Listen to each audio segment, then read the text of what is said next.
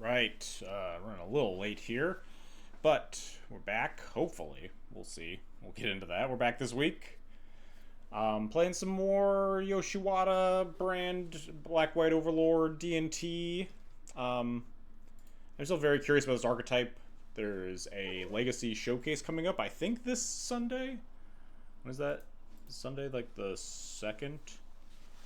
Actually, I should probably check that right now because it's probably pretty important to me specifically. mtgoupdate.com. Sunday the 2nd, yeah. Legacy Showcase. Alright, we got a showcase this weekend, so I do want to kind of figure out if I want to play this deck versus red-white, something I'm more comfortable with. Yoshiwata's had some, like, crazy results lately, though, huh? We are, I think, 0-1 in a league from last week on this deck.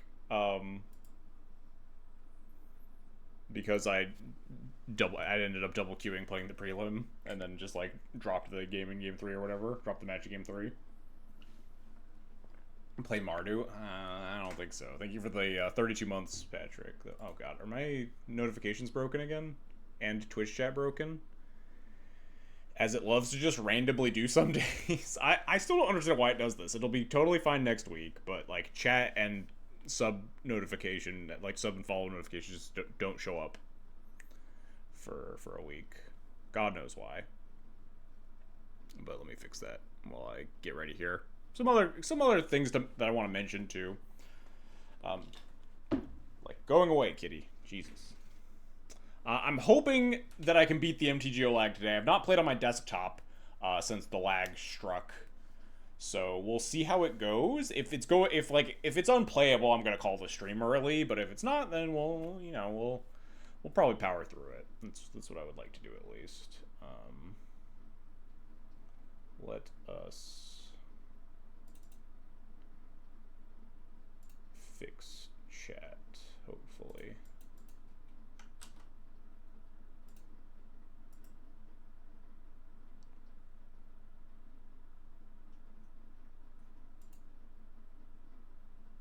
Might be okay since I'm not playing a combo deck. Yeah, D&D is like a kind of slow deck though it doesn't have too much of like taking a bunch of game actions in one turn.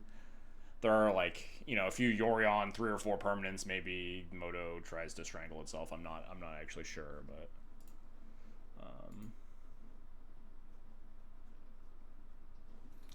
Kitty, I see you.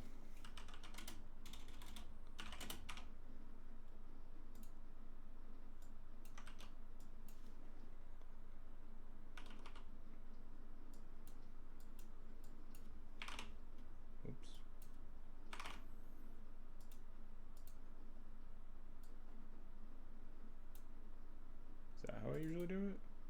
Oh, whoops. Slightly not correct sized.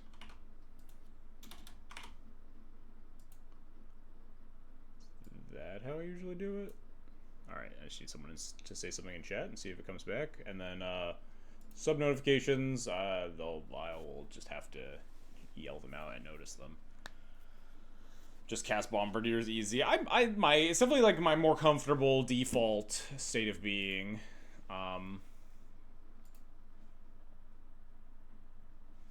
But like I can't argue with this deck's recent success either. Ooh, we have the new zoom feature. Much to the chagrin of some players. I like it though, at least on my like big desktop screen where it doesn't like I don't actually care that much if it takes a bunch of the screen. It would be nice to be, opt in, which it is. You can turn it off, but then you can't do the click zoom if you turn it off. So I don't know. I like it as a streamer because it lets you actually like bring up cards in a way that people can actually read if they don't know what they do. But they're supposedly coming next week after, something like that. With whenever the Aether Drift update is, there'll be like a more fixed zoom feature, from what I am told. Am I playing Energy? No. It was too close to PT Chicago, or I would have. I just don't want to make 2 Chicago trips in the same month. Just doesn't seem too exciting for me. One thing I did want to talk about before we get in the game is also I need to actually fix chat. Looks like chat's like a little bit squished here. That looks better enough for the stream. There we go. That's probably good.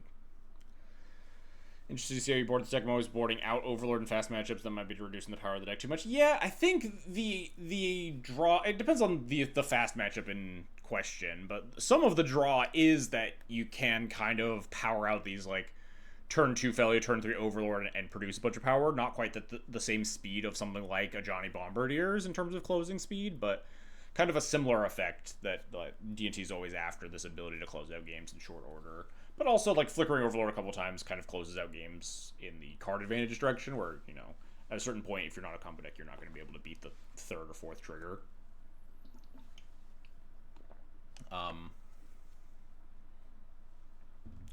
But obviously, that's not very appealing in combo matchups, where the cards in your hand don't really matter more than the stuff you're putting into play. So against, you know, like, Storm or whatever, Oops All Spells, you probably do shave on the Overlord stuff. But I guess before we get into the games, there's one thing that I'm interested in, and I am waiting with bated breath to... What did I call it? I called it some stupid name, and then it's going to be in here because I put in cards that I don't have. I think I just called it... Did I call it Black White Sewers? That sounds like something I would have done. I didn't. Did I call it Legacy Black White Sewers? I did call it Legacy Black White Sewers, parentheses, still D&T. I want to try, not Athreos God of Passage, but the new god Ketramos. I'm pretty interested in trying it out in a 60-card Felia Overlord shell. And I've tried this Chrome Mox version of, like, you know, D&T. I've tried this specific configuration where you go Chrome Mox, Felia, Overlord, Solitude, and just kind of supplementary cards, and it's never really felt quite right. But having a card advantage engine like Ketramos that also pitches to Solitude and makes both colors pitch to Chrome Mox, it just looks kind of like an interesting card that might fit this bill. I've had a lot of trouble with, like, a good 3 to pair with Felia in a deck without Aether Vial, because Recruiter the Guard is a kind of mopey if you just have to, like, straight up cast it every time. And this just being, like, a big card advantage body that works really well with Felia. I'm interested in trying it in this sort of shell. I don't think Ketramos will show up in, like, regular D&T, because it is, yeah, exactly, 9 sharps. It's just, like, another grindy 3-drop in Death and Taxes or whatever. How are we ever triggering Ketramos? With Solitude, Timeless Dragon, Boggart Trawler, Felia, Emperor of Bones, Source of Plowshares, or Ephemerate? Feels like we have a lot of cards that trigger Ketramos in this deck. I guess I should probably pull up Ketramos for the people that don't know what it is. Reread the card. Ketramos. Whenever one or more cards are put into exile from graveyards and or the battlefield during your turn? Huh? Exiles cards off the battlefield, exiles a card in a graveyard, exiles a card in a graveyard, exiles a card off the battlefield, exiles a card off the battlefield, exiles a card off the battlefield. Oh, you missed the battlefield part. Okay, I see. Yeah, I thought about... There's also a world where you could, like, pair Ketramos with, like, Ghost Vacuums and Relic of Progenitus's and stuff like that. But those cards don't really fit well in, like, a Solitude Chrome Mox shell, necessarily. This deck's already, like, kind of on the edge of White Source playability. But it's possible maybe those end up sideboard. Maybe they're good enough to turn on Ketramos that you want the main deck. It's also possible that this deck isn't good enough at turning Ketramos, you know, online. Because it's kind of hard to get to that 7 exiled cards without some sort of, like, big graveyard hate card. You could maybe play, like, more Boggart Trawlers if that's the case. Or maybe you play, you know, stuff like Relic of Progenitus or a Ghost Vacuum. But I'm just... This is obviously the starting build. There's not even a sideboard here. Maybe Ketramos is just not very good. Maybe you need to support it more. Maybe it's just, like, really good without these kind of supplementary cards, and you just want cards that work well together in your deck. outside of that. Is this just worse but on color Beans? It is kind of Beans adjacent. Obviously, it doesn't cantrip on ETB like Beans does, but it's a pretty powerful engine that synergizes really well with a bunch of the cards that you already wanted to put in your deck, right? Solitude, Emperor of Bones, Felia, Source of Plowshare, just stuff like that. It's also more answerable than Beans, because while it is an indestructible creature, it's also a creature in the Source of Plowshares format, but I think there's a chance. I think if this card ends up playable, it's going to be in a shell like this. I've been looking for a way to make 60-card Felia Overlord feel good. And just really haven't hit that spot. Like, you could play, like, 60-card, Aether Vial, Death and Taxes, or whatever, but that just feels... It just feels better when you're playing Yorion. And I've tried this Chrome Mox iteration a couple of times, just hasn't hit the same way. And having a playable... I think a playable multicolored card for Chrome Mox, a playable, like, card advantage engine on the 3-drop slot that pairs well with Felia, a card that pairs well with Solitude.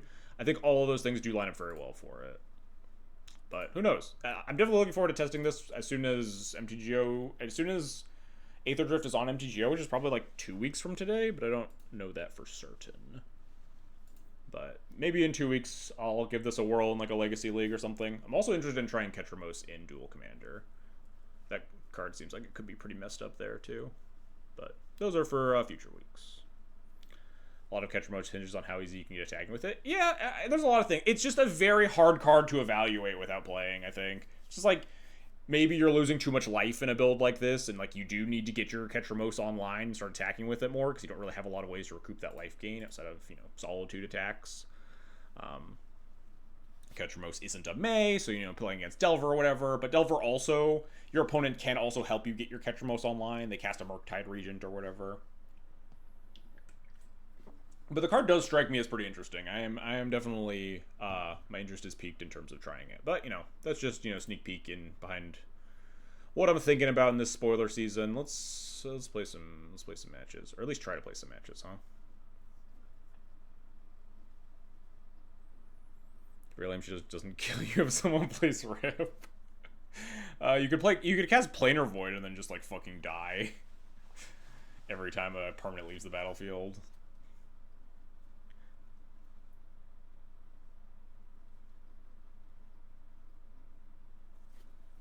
During your turn is the main bummer for Solitude, but just, yeah, there are often times you do want to like Source of Speech or Solitude anyway, so it's like really nice with Ephemerate and Emperor of Bones specifically. Emperor of Bones and Ephemerate, or if you Ephemerate Solitude or like Emperor of Bones something, you like draw 2 or draw 3, but you are losing a lot of life at those points, so food for thought that maybe you do want to be aggressively activating your Ketramos. But, like, the more cards you draw, the more Ketramos enablers you draw, the closer you get to that, like, 7-card threshold just by itself. If you just, like, play a Chrome Mox, cast a Solitude that's exiling 2 more things, that's, like, 3 things. You have an Emperor Bones, get a couple of triggers. You're pretty close to all the way there.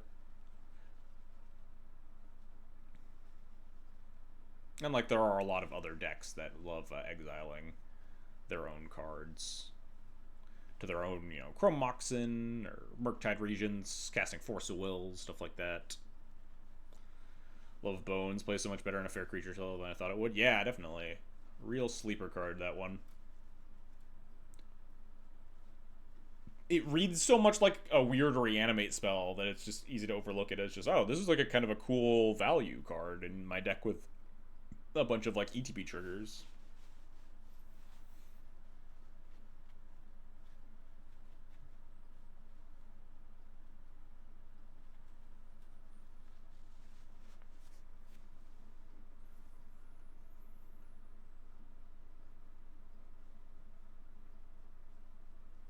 I was actually going to play some Dual Commander today because there's a Dual Commander ban list update, and I was interested in like tweaking Felia because I might play Felia in Chicago if I don't day 2 the Pro Tour, but I didn't want to chance lag in that format because Dual Commander is already like so clock heavy online, and like playing Dual Commander with the Moto lag seemed kind of scary.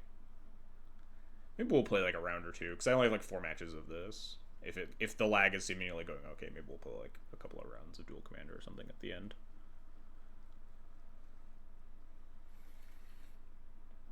Sand is fine. My opponent has 61 cards, which is scary. Maybe this is... I haven't actually looked close enough at Oops lists. Do Oops lists, like, still regularly play 61? 61 used to be a sign that you're either playing against goblins or Oops all spells.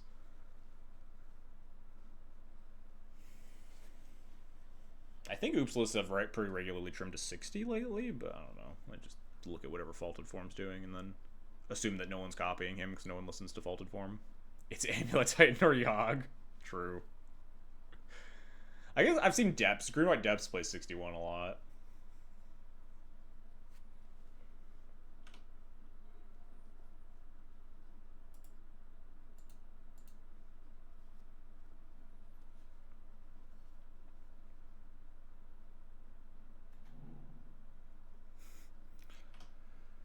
Looks like Green-White Depths to me. Could be lands, you know, but basing off of the assumptions of what we've seen. Yeah, lands could also run 61. I'm likely to not want to fetch a Surveil here. So I think I'm going to play Marsh Flats.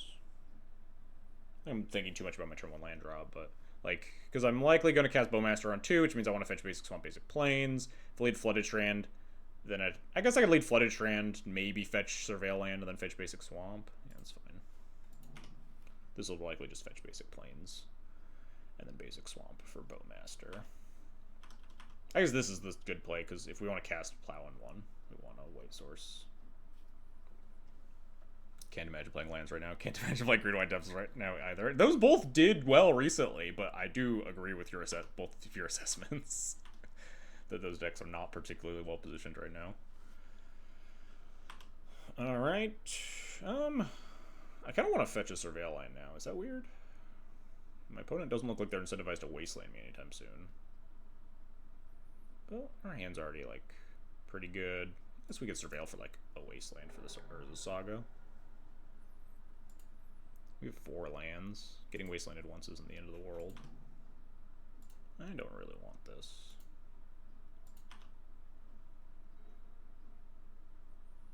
I feel like I'd rather cast Thoughtseize than Orcish Bowmaster here, huh? I'm likely to want to Orcish Bowmaster their 1/1 construct. This will give me a little information. Sometimes Depths will play the 1 of Saga, or it could just be actual lands. Moto, what's this giant Saga doing? Whoa, alright. They do have Wasteland. They also have... Alright, this hand isn't super scary. I almost just, like, clicked F6 and went along with my day. Alright, well, no fetching non-basics for me.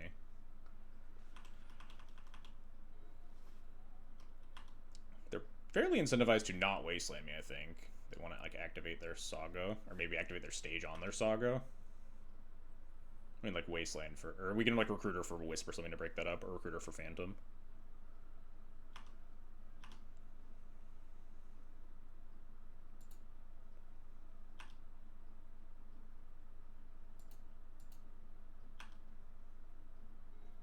This hand is uber illegal from your opponent. They mulled to 6, I think, if that's any defense. And, like, they had, like, just the combo, which is good sometimes, I guess. Hey, Jarvis, thanks for the 8-month resub. Appreciated. Good to see you. We're doing some solid Pro Tour testing, if you can't tell. Debating whether or not I want to cast... I think I want to cast Bowmaster here. I feel like my opponent is going to make a construct and not copy their Thespian stage. Maybe that's not respecting them enough.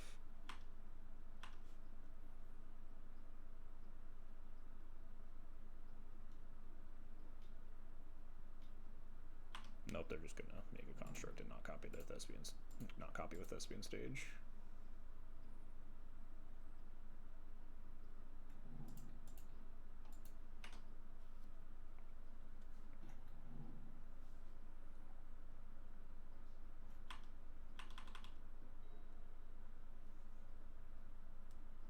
It's gonna get a little awkward when I get double wastelanded over the next 2 turns.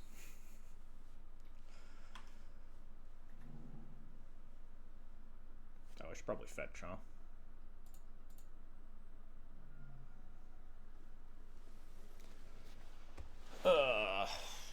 almost want planes here. Because I might end up tutoring a White Orchid Phantom. And if they do get, like, map, and then crack for, like, Second Wasteland or something, and we never draw land, that seems a series of fairly unlikely events. We do have, like, we have one black source. You get planes here. Maybe that's the play. I'm gonna play Scrubland, cast Recruiter.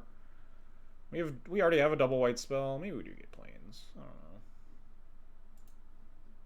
We could also plow this construct token. We have Solitude for the depths. I do want to attack. Yeah, let's just do this. This seems fine. Any cards you like from the new set? I was just talking about Ketramos at the start of the stream, actually. I'm pretty interested in trying to brew around that one a little bit. I don't think any of the other cards from Aether Drift have caught my eye, though. Sure, that makes sense. Do with your handful of lands. Discard one of your Dark Depths. This also makes sense. Yeah, I don't think I would play Ketramos in a traditional D&T style deck. Ooh, that's pretty scary. I think you have to build your deck more with Ketramos in mind, and it's just like not very good and just regular black-white D&T stuff. Because it's just, you know, another generic grindy value card. Alright. How do I want to do this? Is the MTGO lag back? Did it ever leave? I've heard it's bad. I haven't felt it yet.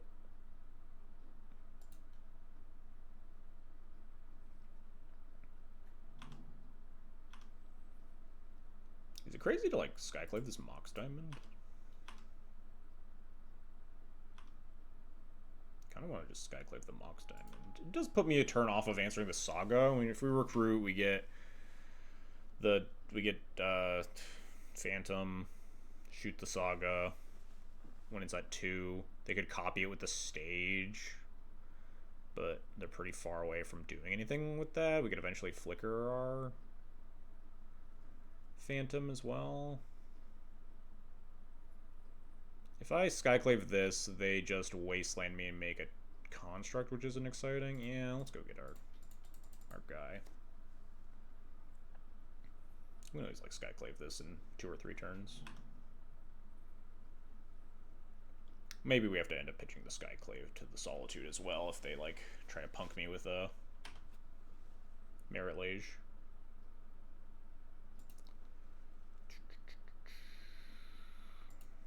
Phantom.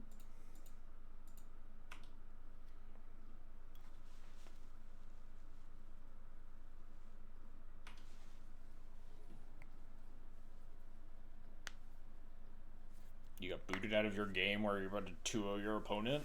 Rough. Yeah, I haven't felt the burn quite yet, but I've definitely seen like a lot less people streaming it because it's bad, and I don't play Moto nearly often enough. I have like taken a break from Moto because I usually play Moto on my laptop when I'm like not streaming, and that's usually where I like grind standard and stuff. And it's just like not super doable. My laptop's like a real old piece of shit though. The thing's got to be like 10 years old.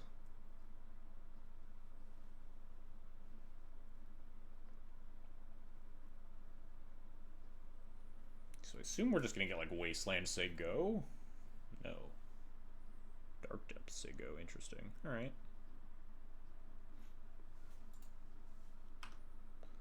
Maybe we gotta pull the trigger on this Solitude, huh? It's a nice pickup. I think I'm just gonna shoot this Saga and see what they do. It's kind of a horrible use of my mana for this turn, but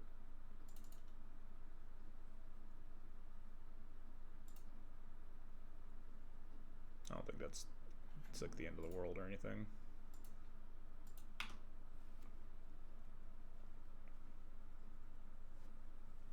Like, there's no way you just make a Merit Lage here.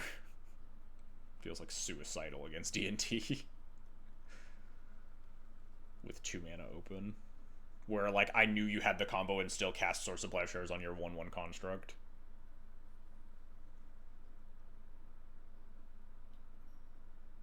The floating mana. Alright. All Solitude, you Merit Lage. You may be at 39, 36 life, but I still think I'm going to win this game.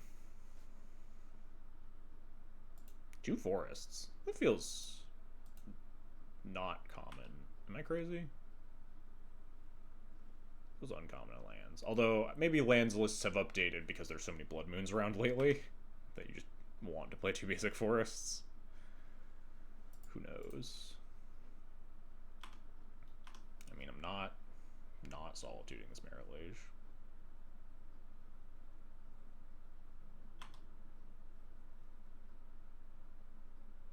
Yeah, that's what I'm saying. I feel like they have to know I have an answer for this. Maybe they'll just snap concede once it gets plowed and they just want to like go for the Hail Mary because they know they're super far behind.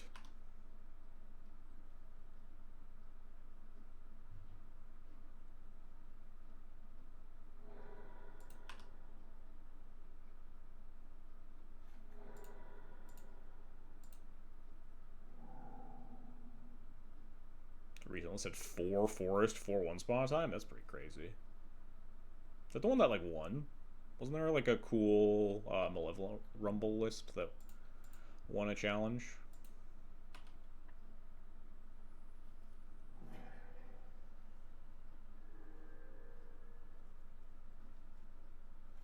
Nope, they're playing through it. All right.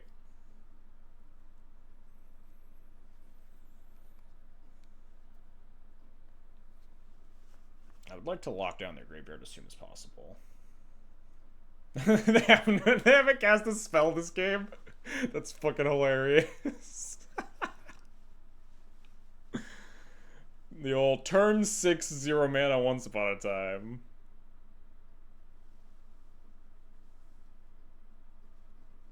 It's cool that Lancelot started a 40 life first DNT. Yeah, it's also cool that they stone rain themselves twice every time. That's kind of fucking annoying, huh?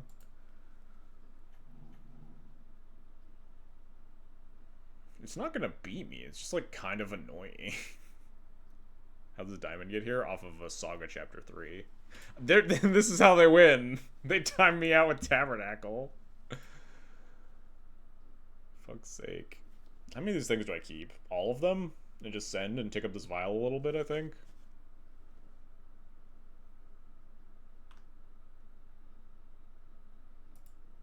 Always yield, always yield, always yield, always yield.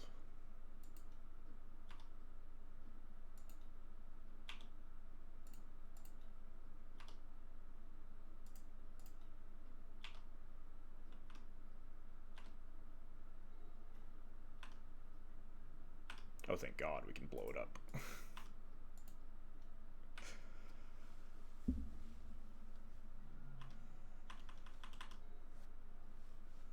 They should print back to non-basics in green. Back to basic lands don't untap. Wasteland me, kill one of my guys. Sure. I'll keep White Orchid Phantom Recruiter and Felia. And flicker the White Orchid and fucking kill this Tabernacle.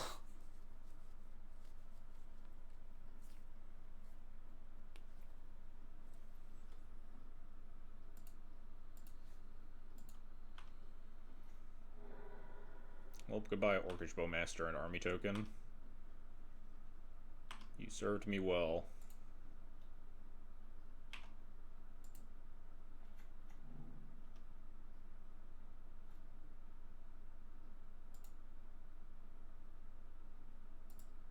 Always yield. I would love to pay for my Felia. I would love to pay for my White Orchid Phantom.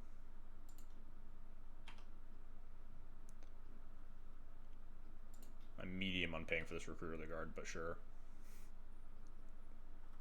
Goodbye, Orc Army. Oh god, the double no is still here? It's been so long.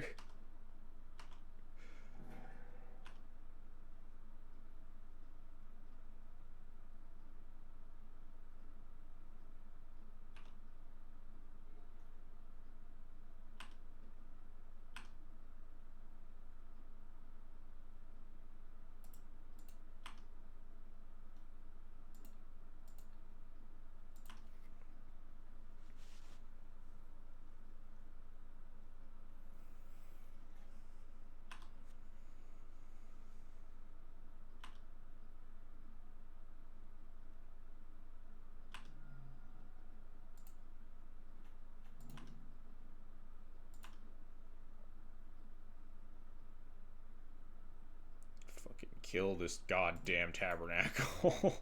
Get the shit out of here. I don't want to fucking deal with that.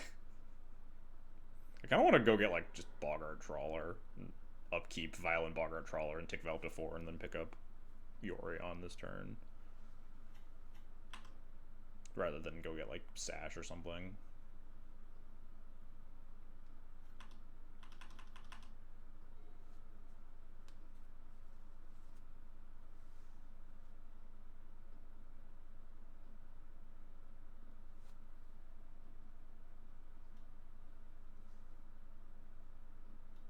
You got it.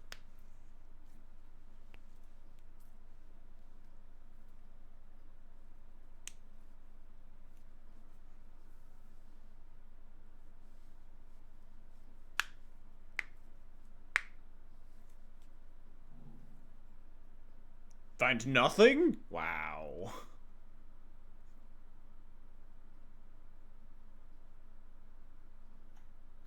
Stage. Alright.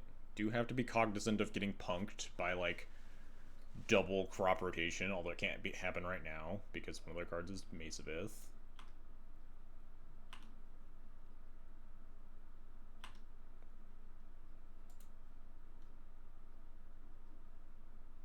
I think I'm just gonna exile their fucking graveyard. And then go recruit, like, a Solitude or something. I think I'm just gonna go grab the old Boggart.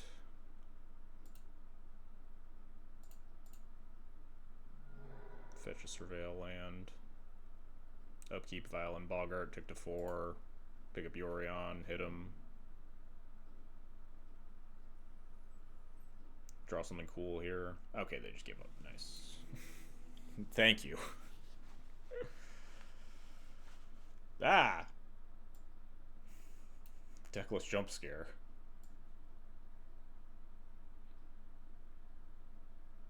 There we go. Much better. Alright. What's exciting here? Probably just these guys.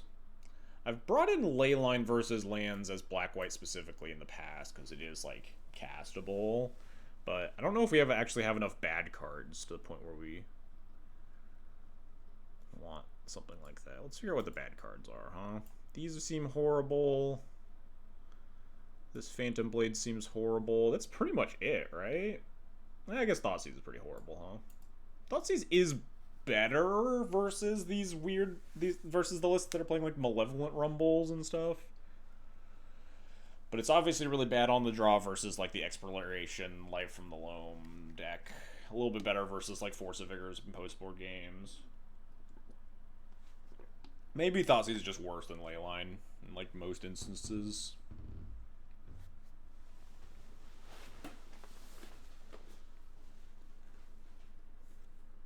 It is a pretty clean cut everything. Maybe we could board back the Thoughtseizes on the play if we're interested in that plan. But yeah, maybe this will be the plan on the draw, huh?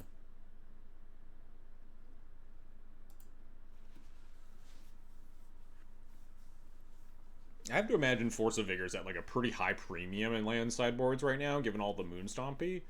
It's like maybe boarding in Leylines as a deck like D&T isn't very exciting. You just ever have, like, a Leyline Aether Vial hand, you just get, like, obliterated.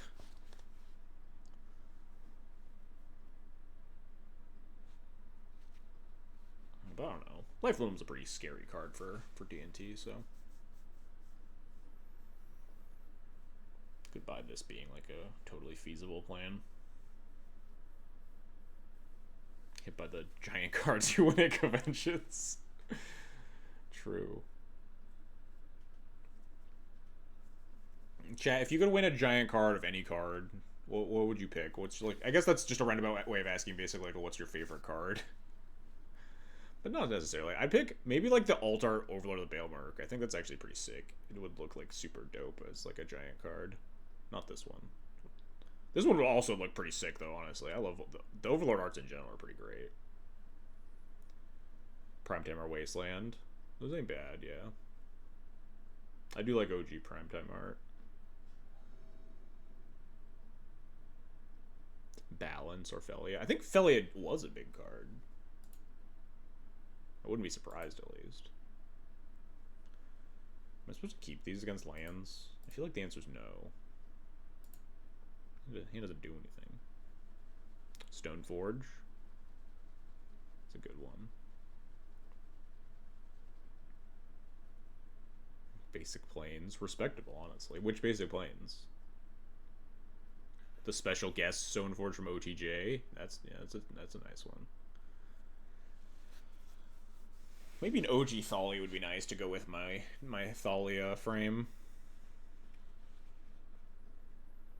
Like, what am I mulling for in this matchup? Aether Vial's a good one. Graveyard Hate's pretty premiums, like Stoneforge, Mystic Lion Sash, maybe even Boggart Trawler. This Felia isn't bad against Saga, which is traditionally kind of an annoying card sometimes. We have a Wasteland, we have a Plow. We'll keep it. Why not? Well, we can surveil the Leyline off of the top. Wait, no, we're on the draw. Never mind. We're going to draw a Leyline and then surveil the second Leyline. Oh, the Odyssey Lightning. That one's a classic, yeah. And Wheatfield. Both pretty good ones. Alright, if my opponent doesn't cast Lomir, I think I'm just supposed to gun it.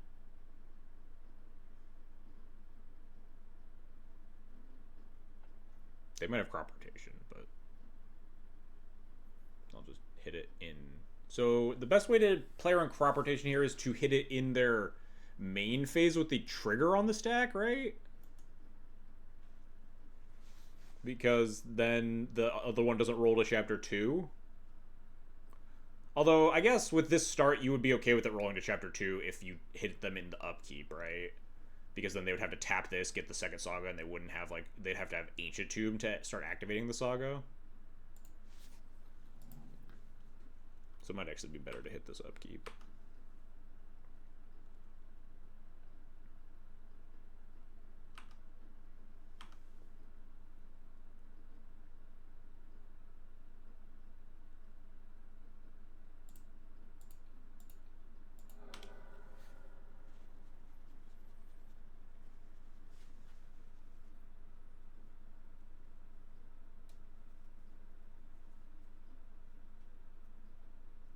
Alpha / Summer Basics and Goofy JPN OG foil artist alter stuff. Wow, what a flex. Damn. Yeah, here's the crop rotation. What do you get? Do you get another Saga and like just let it roll to chapter 2? It's like probably fine still, but you get fucking KO'd when they play Ancient Tomb here. Huh? Just getting a tap. They also just have Step in their deck. Interesting. I was playing around that when I cast my Solitude in game 1, but I didn't think they would actually have it. Alright, we got 2 basics at least. 3 cards. I think I want to go basic more than I want to surveil so I can like Felia this Mox Diamond.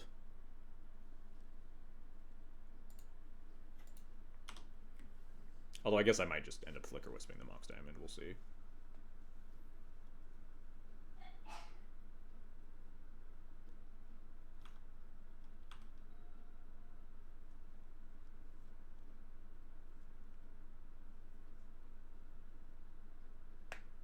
Maybe they misclicked?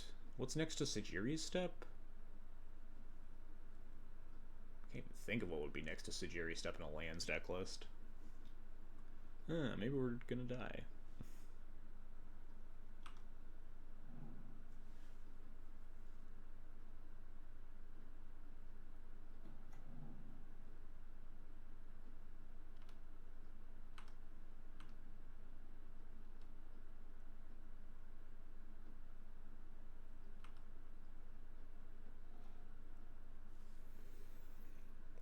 Gets interesting here. We'll see how my opponent's interaction holds up, but there's a chance we could like Felia into like Wisp, attack, flicker the Wisp, shoot constructs and stuff, potentially like formula back the Wisp or the Felia if they die. We'll see how these turns play out.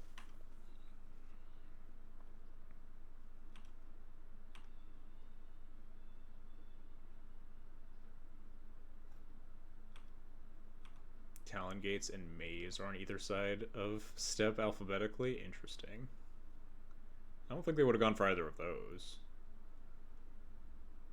But who knows? Milled 0 lands with their loam. Nice. Good for me.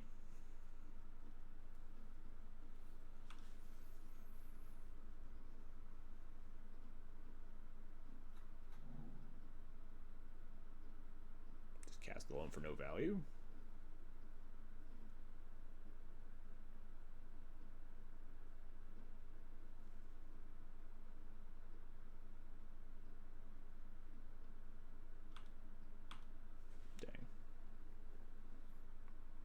I think I'm not gonna fetch. No, I have to fetch because then they could wasteland my Prismatic Vista. I don't want that to happen. I really want to Felia into Flicker Wisp here. Oh, they hit it Passaggio unblind, so they don't get 0 value, just kind of minimal value. I'm gonna fetch Swamp here. We have a bunch of other lands. I want to make sure I'll be able to cast my black spells in the future. Potentially want to hardcast a Leyline, honestly, with how this game's going.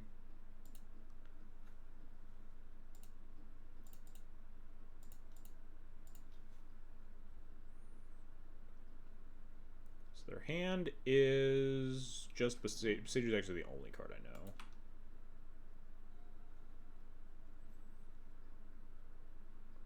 I should have made green mana for good luck.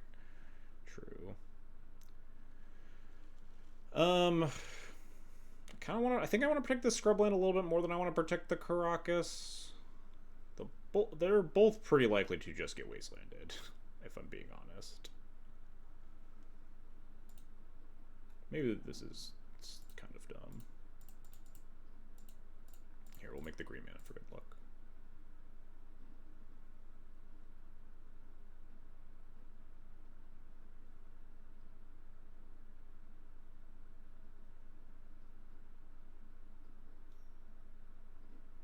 Blue?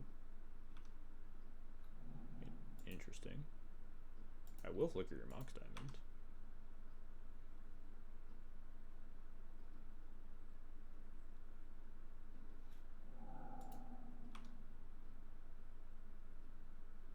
It's not going to do a lot, because they're probably just going to discard some stuff to it, but we'll get to, like, kill the Construct here. Attack with Felia, flicker the Wisp. If they block, they block. It's a 1-1. If they don't block, then end step we Wisp the Construct. Maybe they're doing something to this Felia? No. Alright. You get a 1-1.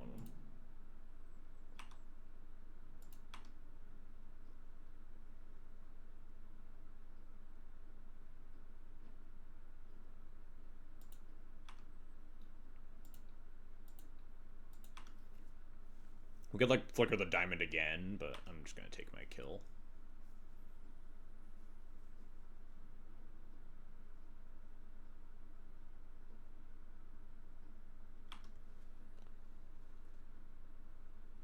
We could, like, also flicker out the Urza Saga. It doesn't come back until, like, their next end step. I think I'd... Well, they have a Loam going, so maybe it is actually smarter to just flicker out this Saga. This diamond's gonna come back. This thing will become a 2-2, but my Felia will be a 3-3. And also we have the Plow for a Contract token potentially. Maybe we do actually flicker out this Saga, huh? Let's let the Mox Diamond come back first. Maybe they don't want to discard for it.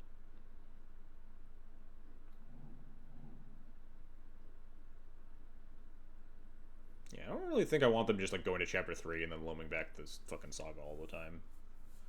Although, their loams are already pretty good. But I don't really want to... Like, it would eat up their land drop, and we are answering the constructs, at least. They milled Lava Spur Boots. I don't even know how many more tutors they have besides more diamonds. Or, like, a Pithing Needle. Maybe a Shadow Spear. I think I will kill this. I think I kind of want to eat up their land drops so they can't, like, wasteland me a bunch, too.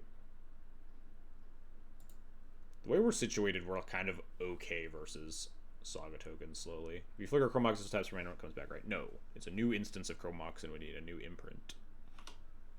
It can't see the old imprinted card. They milled Shifting Woodlands, and they milled Expedition Map, notably, which is probably would have been one of their better Saga grabs here. Kind of nice for me.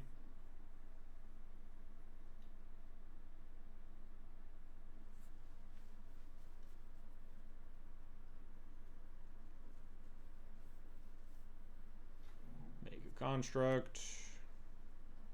Tutor something.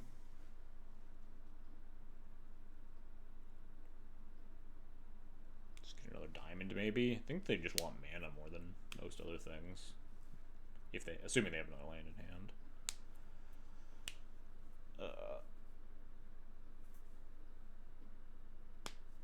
What do I want to find? I don't even know. Bogart Trawler, I guess.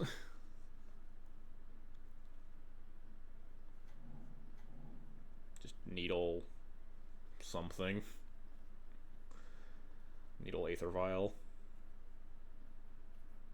That probably wouldn't even be that good.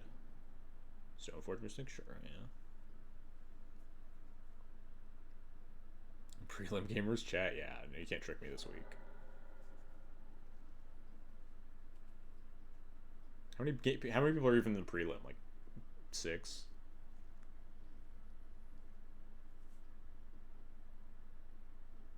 Two? Yeah. That's not fucking happening. Yeah. If it was like 10, I would maybe humor you. But it's not firing. Alright, what do we do in this turn? They play Depths. Or not. I guess they loam here. Loam back. Like Saga Wasteland. Shifting Woodland, maybe. Philia being able to murder Marilage is funny. It is pretty amusing, yeah. Saga, Boseiju, Wasteland, sure. If we could draw, like, a Graveyard Hate card here, it would be nice. But we don't, so it's a lot less nice. I think we just need to try to aggro out my opponent, which seems not likely to happen, unfortunately. I think I'm just going to attack Flicker the Construct, as much as I would like to flicker, like, my Flicker Wisp here. I think I just attack Flicker Construct, play Shadowy Backstreet. I don't really care if they Wasteland me that turn. They're not setting themselves ahead here. And, like, we just get to try to, like, sculpt to find a better 3-drop. Even mill something for the Formal War next turn.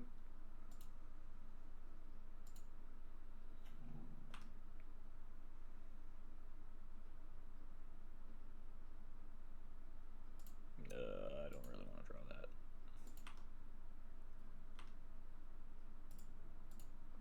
I could, like, attack, let them kill the Construct, and cast my second thing. Flickering Mock Diamond is not very good when my opponent's casting Loam every turn is the main issue.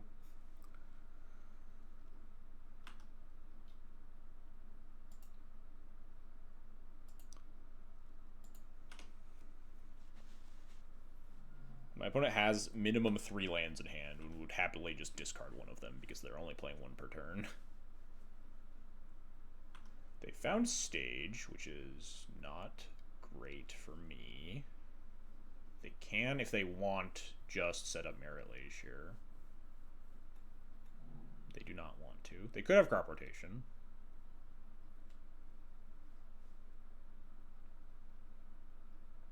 If they Tunnel Vision on, like, Wastelanding me too much, then they're just gonna die.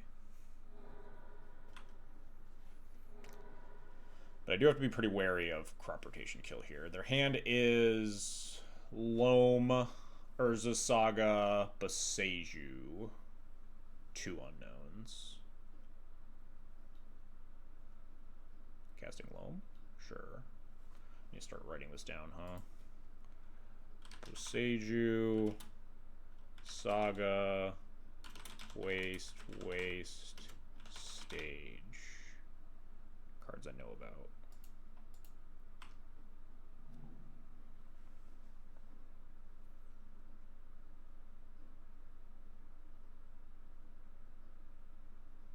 We could hit him for another 6 here. Put them to 6. They're like getting close to dying.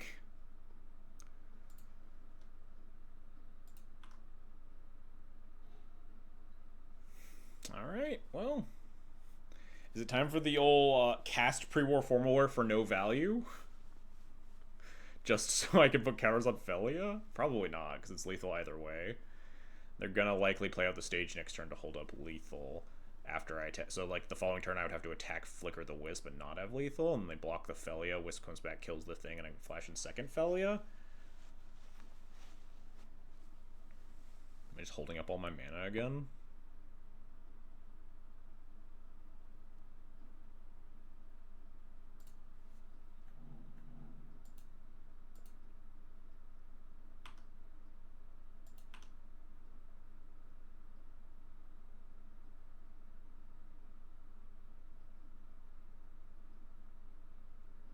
Paying costs. Do you have a plow? No.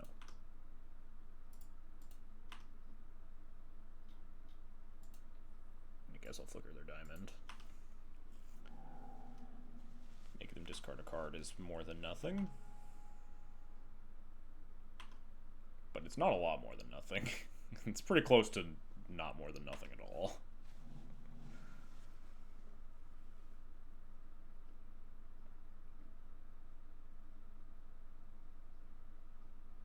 They discard the Wasteland, one of them.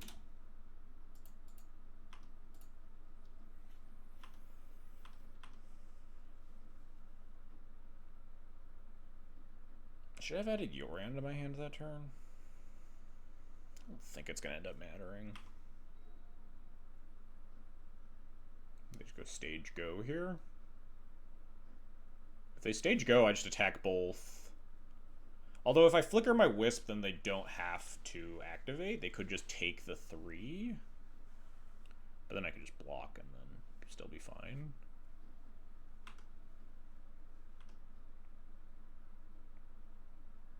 I guess we'll see how this goes, huh? Kind of want to fetch a Surveil here again. We have plenty of lands. They're only wastelanding me once per turn.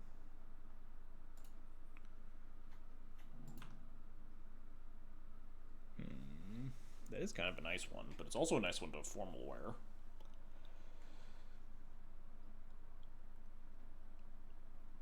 I guess I don't even have to flicker the Wisp. I could just send both. If they block the Wisp, I could formal wear it and kill the Lage that way.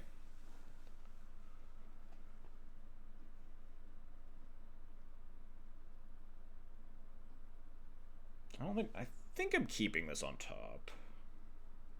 What happens if I just attack both, flicker the Mox Diamond or whatever, they activate, block the Felia, then what? Then I'm actually kind of fucked, right? So I want to attack with Felia, flicker the Wisp. If they block here, we just have second Felia or four more Felia. If they don't block, flicker Wisp comes back. I'd want to have cast Formal Wear targeting Recruiter of the Guard. Flicker Wisp comes back, flicker Recruiter of the Guard again.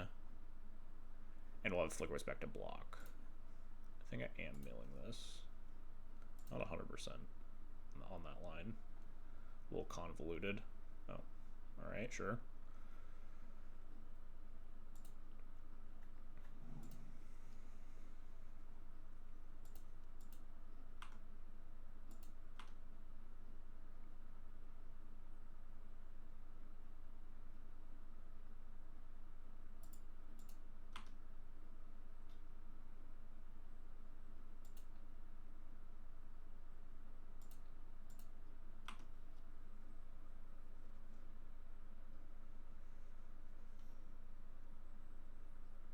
They have a plow they've been holding this whole time? No. They just thought I was targeting their Mox Diamond? Sure.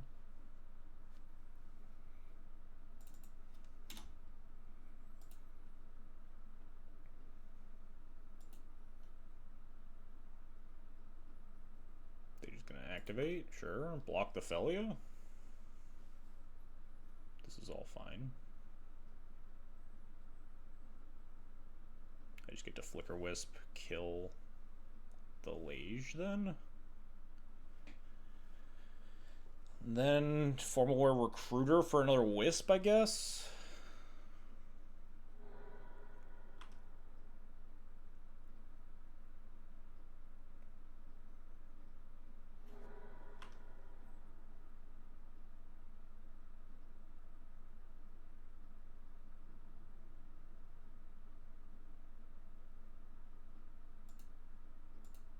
Sure.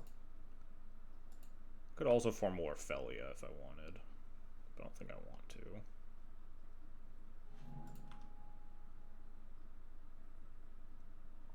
I guess I do have to be wary that I'm not setting up a lethal because they could Beseiju my Formal Wear technically. That's kind of a big mana investment from them. And I also can't hold up lethal regardless.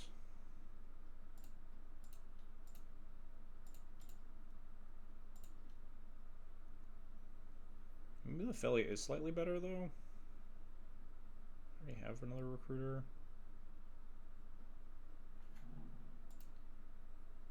No, let's grab recruiter.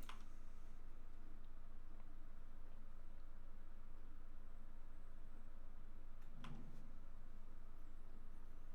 think I just want to get out of White Orchid Phantom. To like blow up a Saga or something that tries to delay a turn. Could get a Graveyard Hate piece, but I just don't think it's gonna matter in time. I think my plan is just to aggro them down.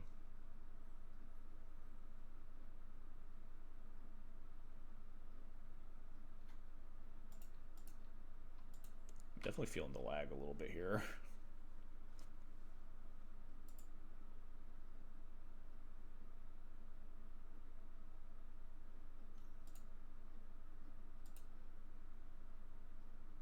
Maybe I should have grabbed the... Oh, sure.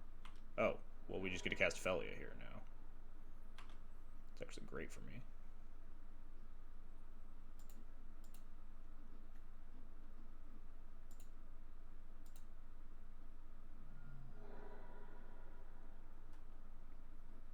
We do just have lethal. Thought they were gonna like crop rotate Sajiri Step for that cave that copies things in graveyards or something.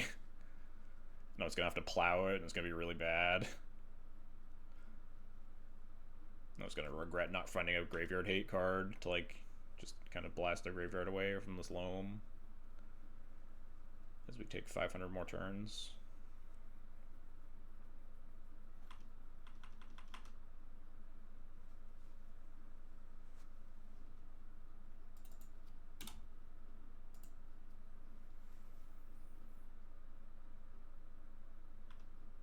Could have rotted for Talon Gates, phased it out, and swung for 20.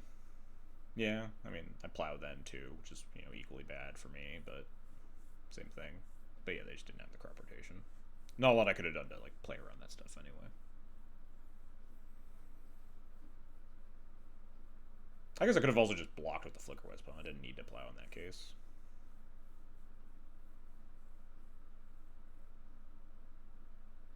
Could, like, block with the Flicker Wisp. It's a reason to grab the reason to get Felia instead of Recruiter, though. Like, Felia could answer. Alright, sure, you get... I'm not counting these cards anymore. Woodland Stage Wasteland. I guess they don't know I have lethal. Shifting Woodland, sure. I think you're dead.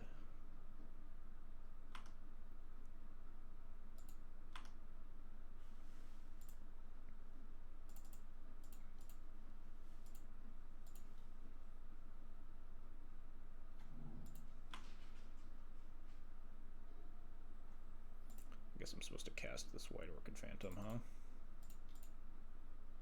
I'm actually supposed to cast Recruiter of the Guard and Recruiter of the Guard for Boggart Trawler and Boggart Trawler their whole graveyard and then attack. But I'm also just supposed to attack because it doesn't matter because they're dead. But yeah, you know. The worst thing they could do there is like cast a random Source of Plowshares that I didn't see coming.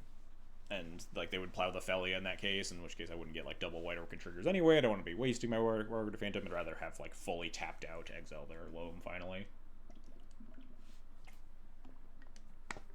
Whatever. lag was starting to kill us on the back end there.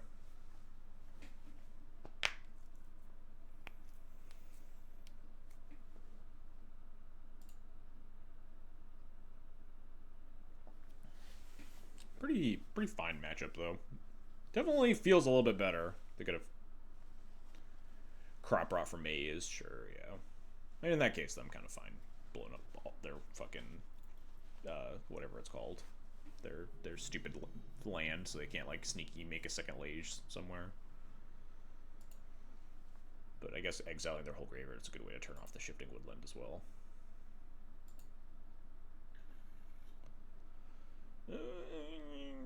I don't know about this one.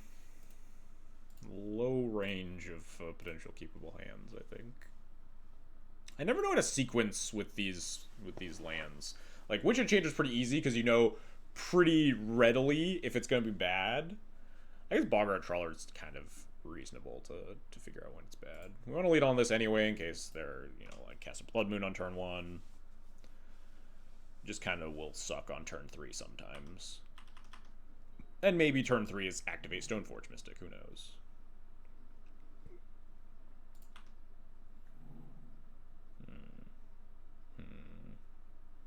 Does Delver ever not have turn 1 Dragon Surge Channeler into Mishra's Bauble? Does it ever not happen to someone? Mill Wasteland, love to see it. Or hate to see it, I'm not actually sure. I guess I love to see it because, like, we can't play around Wasteland with this hand. Sometimes they have turn 1 Delver. I feel like every time they have turn 1 Delver, they just use the Bauble wrong. Every time they go turn 1 Delver Bauble, they just crack the Bauble immediately. It's like Doomsday plus Dark Ritual. Yeah, exactly. I guess I bet a lot of people feel that way about D&T too, though. It's just like, do they ever not have Aether Vial in their fucking 80 card deck? What a lucker.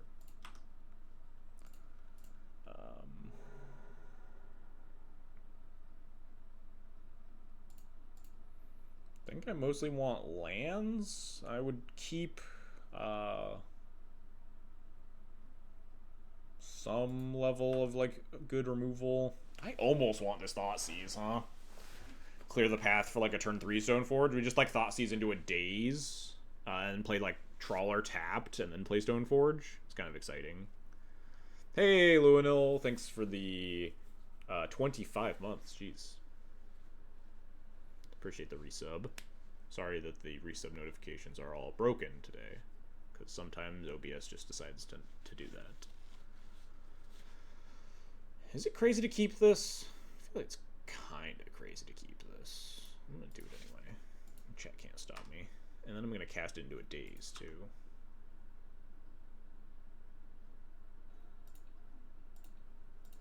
Chat can't stop me from doing that either.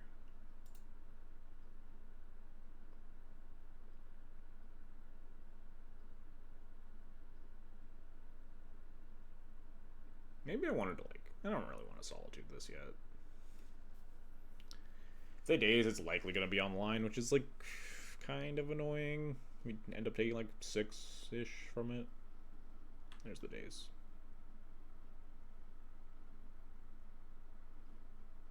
Oh, yeah, we're taking... Maybe we Solitude it now, huh?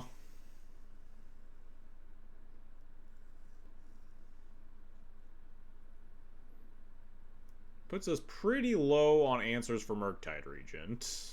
Besides this Phantom Blade, which banks on our Stoneforge Mystic being alive, which is not great. I mean, if the Stoneforge resolves, I suppose it's getting 4 more, which does incentivize them to not kill it. I kind of don't want to take 6 from this fucking thing.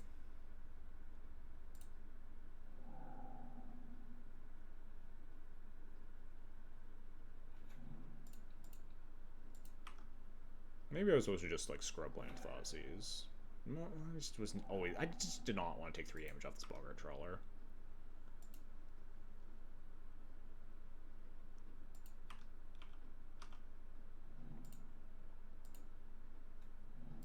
My expert decision was to keep the Thoughtseize on top and then also not pay for the Trawler so I could just always take Daze. My Thoughtseize was just going to take Daze the whole time.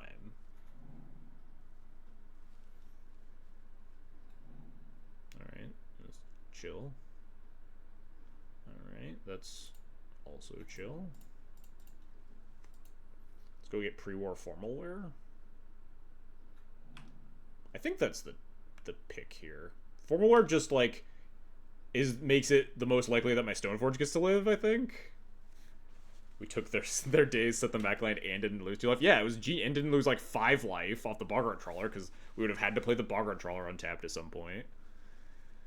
There's like an argument for going for Sash and praying they don't have exactly like Fetchland Murktide Regent next turn. Fetchland Murktide would only be a 4/4. If they have Fetchland Murktide, they don't kill the Stoneforge, then our Phantom Blade's still online. Maybe we do get Sash here.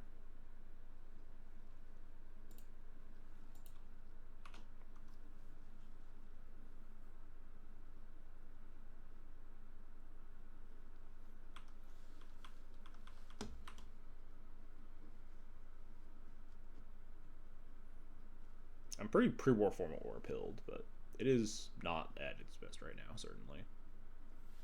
Getting Sash also does kind of incentivize them to not kill the Stoneforge, because they would much rather kill the Sash, obviously.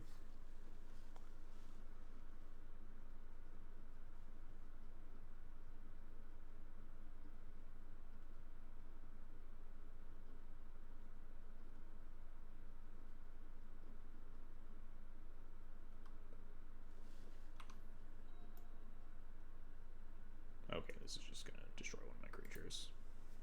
Just making sure it wasn't like just 2 or less or something. And it is specifically non-creatures. They can't like kill my Sash and my Stoneforge. Maybe this is just Jam Murktide because they know about the Sash. Maybe this is just Molten Collapse Stoneforge for no reason. Okay. Maybe they have Force for the Sash. Grixis and not Teamer, wild, fair. The fear of Kaldra is real. The other players shouldn't even fear Kaldra. I'm just never getting Kaldra there in a million years. Just like any other 2 cards in my hand in like the entire deck, I probably am never getting Kaldra.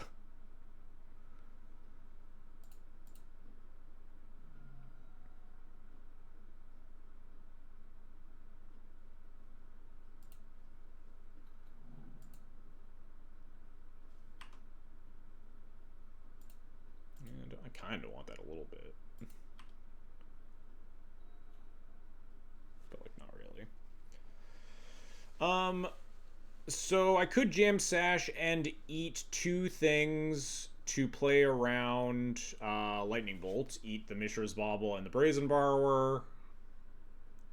That does not play on Lightning Bolt. That is a 3/3. That is a dumb thing that I said.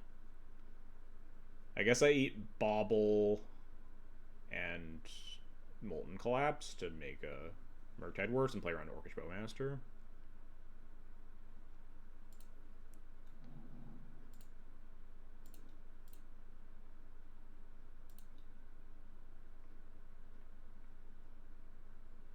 Yeah, I think I will play around Bowmaster.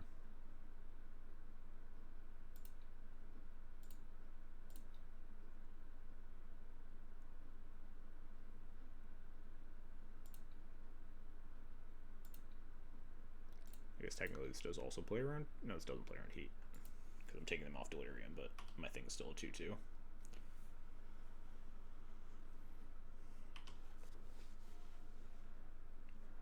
If they bolt my Sash, do I just jam Blade? Or 12. It's pretty not good for me, huh?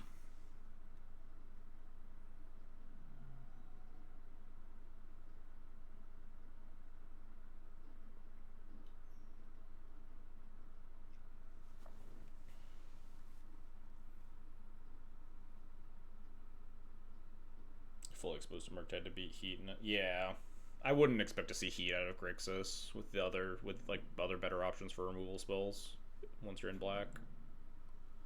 Well, rip Phantom Blade. Oof. Woof. Wasteland Lightning Bolt is real nasty. Worst of both worlds. We can't even cast a removal spell if we wanted to.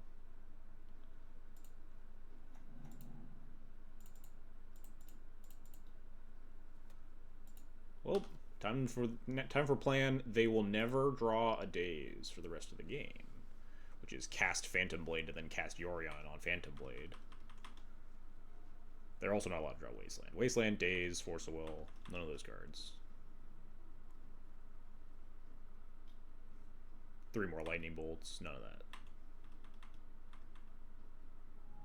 Force of Negation, yeah. Not allowed to have any of those cards. Dragon's Race Channeler. Alright, well, fine.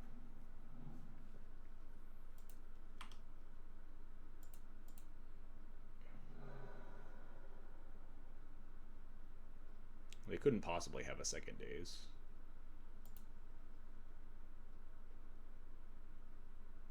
Statistically impossible.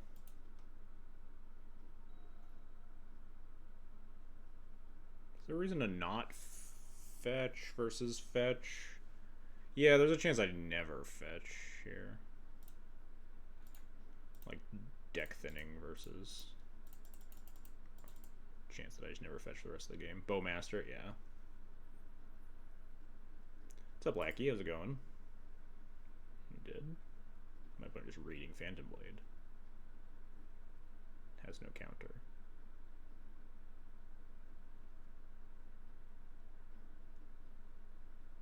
I tapped out for it. If you have a counter spell, just counter it and kill me.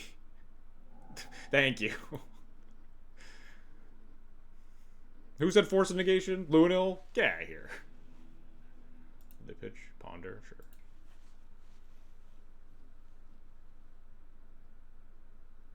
Our sideboard is not very Delver friendly, but I think our deck is pretty Delver friendly, so that's probably fine. Can maybe even bring in Plague Engineer. It's like not bad versus DRC combined with Graveyard Hate. Cleans up Bowmaster nicely.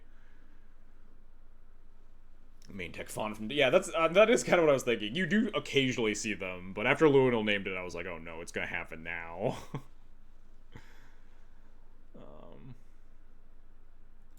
Could shave on Thought Seizes.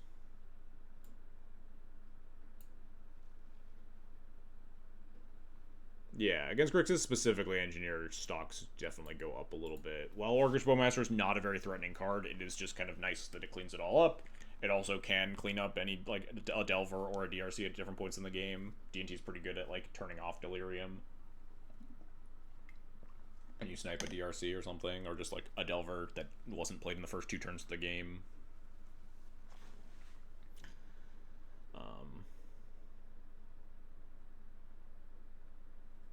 It's the first card they add every time a broken card has to be banned from the deck. Yeah, I mean, that's either that or the Emotional Support Brazen Borrower. They go from 1 to 2 copies. What did I select? There we go. Maybe something like this seems fine. White Orchid seems great. Grixis typically doesn't have the basic island, but you never know. I would say it's a pretty safe bet that there is no, like, stock Grixis list right now, so maybe they're a sicko. I don't think they put a basic island into play, but I also wasn't paying attention. Wait, I cut the wrong cards. I cut the wrong pile. Oopsie. Yeah, this seems fine. Kind of want Thoughtseize, you kind of don't. It's kind of a filler card versus Delver. Which is, I guess, a good thing, because usually the 2-drops were the filler, but now all of our 2s are good in this iteration. It seems fantastic. If I lose this game versus Delver with his hand, when they mold a 6, I feel like I should probably delete the deck. When they mold a 5. Alright, if we lose, we drop the league, delete the deck, play some Dual Commander. The heart of the cards was not with us if we die this game.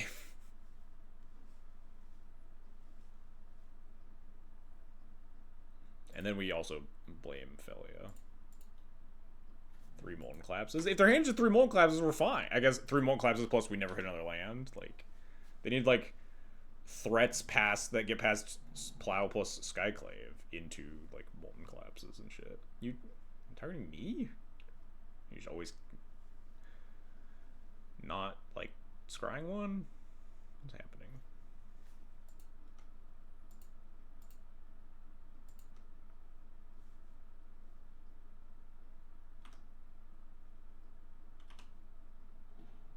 They know I have a Flicker Wisp. Exciting stuff. I will likely cast nothing. If they Molten Collapse my Vial, I'll probably just wait a turn to cast Felia around days anyway.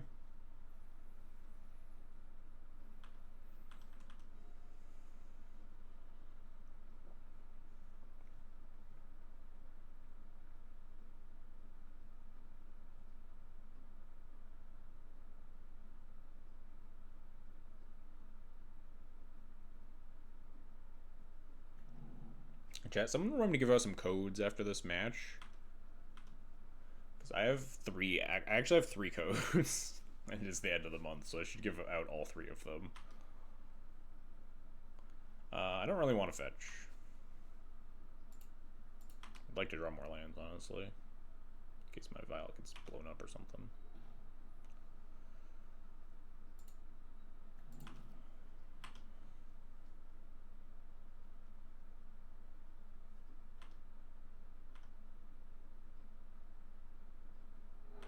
What are we doing that Delver's just gonna go, land, go, land, go? I love these games versus Delver. Especially Grixis. Grixis just has, like, no card advantage engines. I mean, they mulled to 5, so I guess I can't be too critical about whatever they kept. They probably just kept a hand that was lands and spells.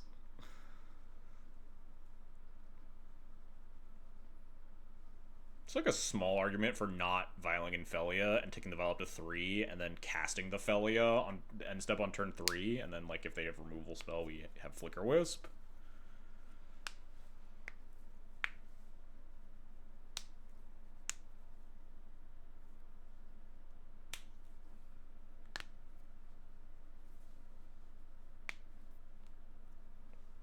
It depends a little bit on what they do this turn, but if they just let go land go again.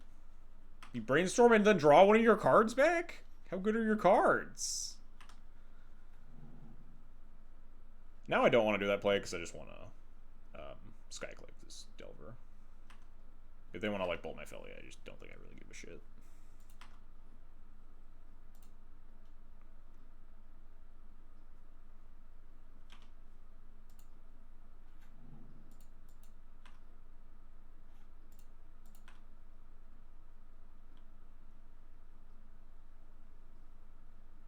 I was probably supposed to put Yorin in my hand last turn. I will do it this turn. We've drawn enough lands, too, that I can fetch a few times. Oh, shit. Do I just, like, let this Delver hang out for a little bit? Try to get my Recruiter of the Guard value, huh? They could have Bolt.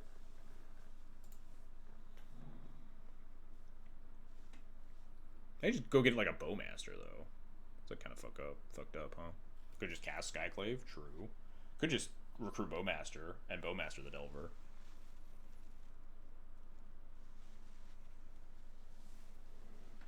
It's pretty tempting. We just have a bunch of removal in hand anyway.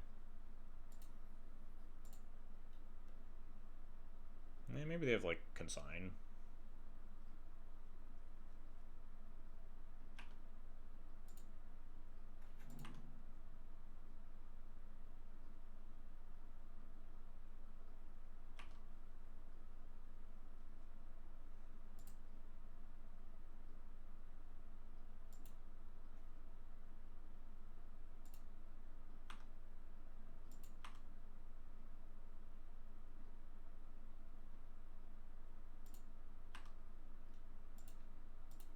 Bark, bark.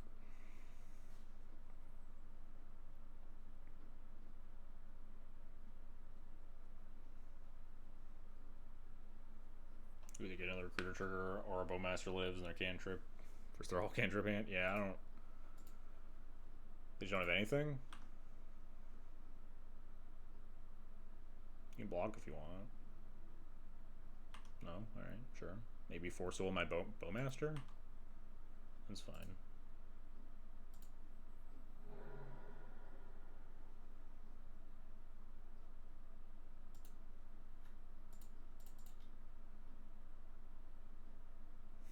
Simply get another Bowmaster. True. Death.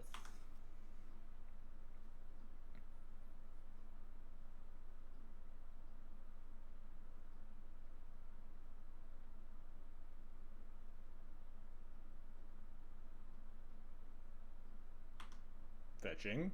Consign. Consign the Bowmaster trigger. Bolt. Well, you have the bolt now? Alright, sure. Interesting. Interesting sequencing.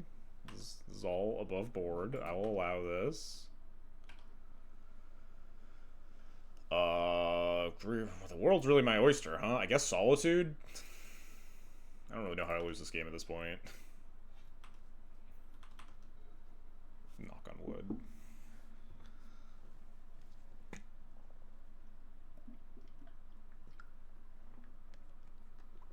Feel like they could have played that turn a little bit better. Get another Valiant for the psychic damage. Murktide, sure.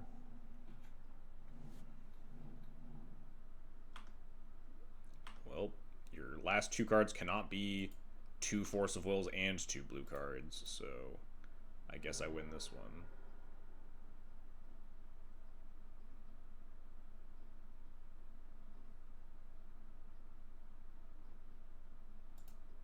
I will elect you cast.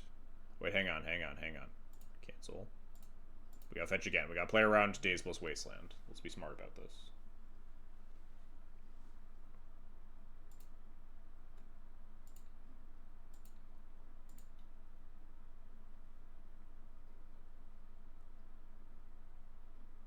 Double Days, that's fine.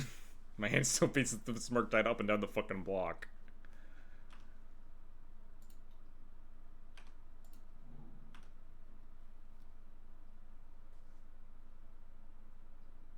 They did have Double Days. Yeah, it's fine. I really don't give a shit.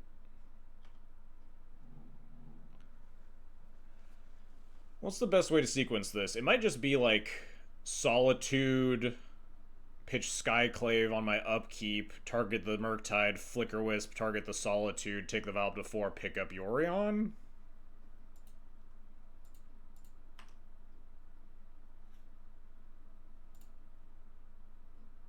That seems fine.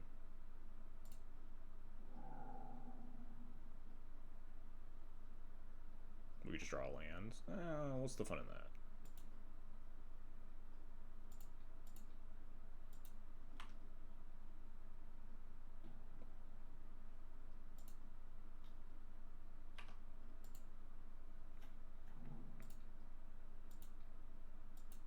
What's the fun in... Yeah. We'll just have more permanents in play. Oh, dang, we drew the land. Don't I feel foolish? Yeah, we're in garbage time. Their hand is Volcanic Island, Volcanic Island. This is garbage time.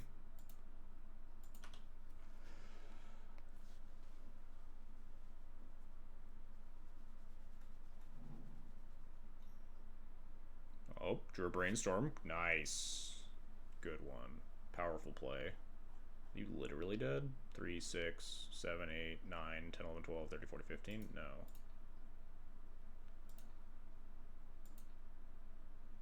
Solitude the Wisp to get that. They conceded before the last Bowmaster trigger made it on the stack. Alright, cool. Definitely a little bit of bullying there. Classic D&T on the play versus Delver that when they mulligan to 5. Then you go Tundra Terminus. We just Violent Yorion. They can't even fucking Tundra Terminus me that turn. Just flicker out our whole board. The Yorion gets Terminus. Everything comes back.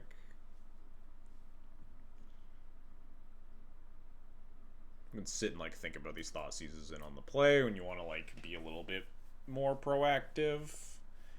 Like play the catch-up game a little bit more. They played the Volca that turn. Yeah, that is also true. They couldn't have drawn the Tundra and the Brainstorm into the Terminus.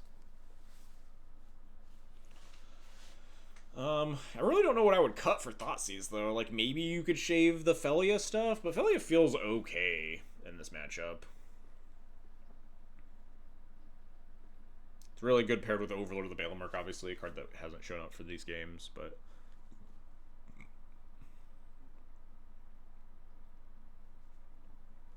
just hit submit and play more aggressively into days in the post-board games.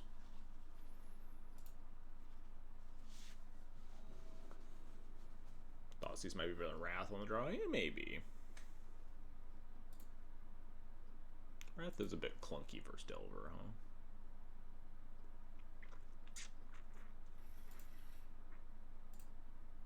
Man, I hate these hands. These hands are so good, but they're good because there's no lands. They have to be good, right? Because it's a bunch of spells. But like the specifics of Aether Vial, Source Plowshares, White Orchid Phantom, Sky, like these are very good spells to have. We're on the draw. My vote's mold to 6 though.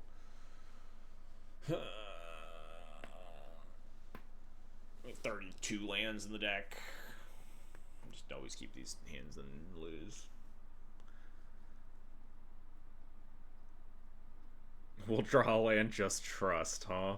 Chelith has never brought ruin to a D&T stream in his life, famously. This might be the only decision we make all game.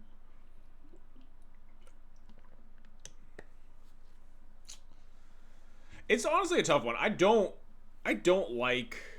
Oh, they do have Molten Claps, too. Molten Claps on top of Brazen Bar, on top of Days, on top of Force of Will.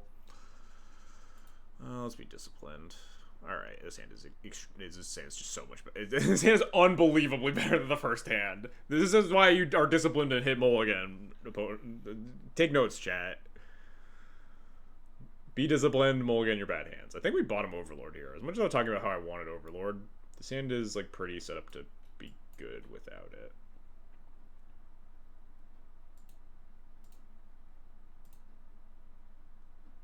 They rolled to 5 again. Woof. Alright. Good for me. London Mulligan broken, yeah. Notably, Overlord is a little bit awkward with this hand too, because we are a little bit land light, and we'd have to fetch a scrub land. So another argument to put Overlord back.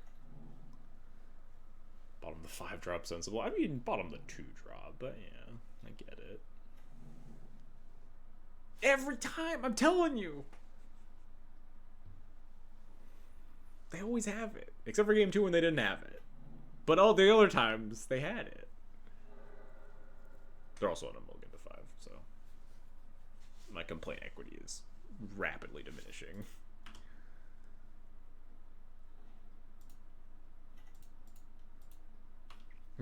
Every time they have it, I say as I cast Aether Vial on turn 1 for the second time this match, the exact same amount that they've cast Dragon's Rage Sailor, Mistress Bobble.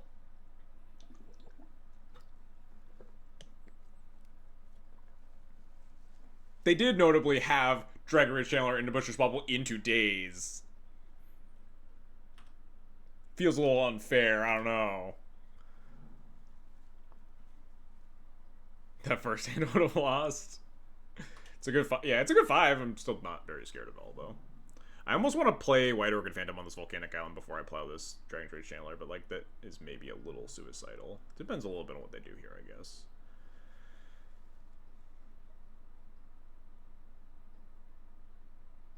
But, like, this very well could be their only land, and, like, jamming White Orchid Phantom, blowing it up could be really nice. My opponent play and draw their good cards? Yeah, not allowed. Not allowed on this stream. I don't want to lose to Murktide unnecessarily.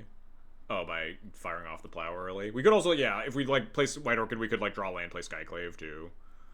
Yeah, I think sitting on this is not unreasonable. Turning off... We don't have that many black cards in the deck that we're turning off here, so I think fetching basic planes here is fine.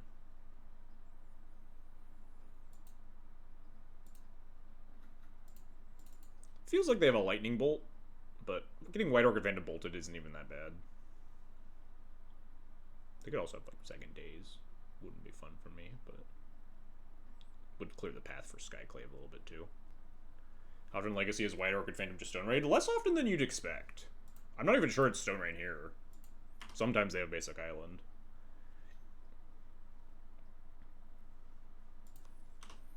But, like, Eldrazi has a couple of basics. Moonstompy has a couple of basics. Eldrazi has 1 to 2 basics. Nadu variants have between 1 and 3 basics, depending on the specific variant. Nice! It is a Stone Rain! We did it! Grixis doesn't... Grixis doesn't typically have a basic, but sometimes they do. Ooh.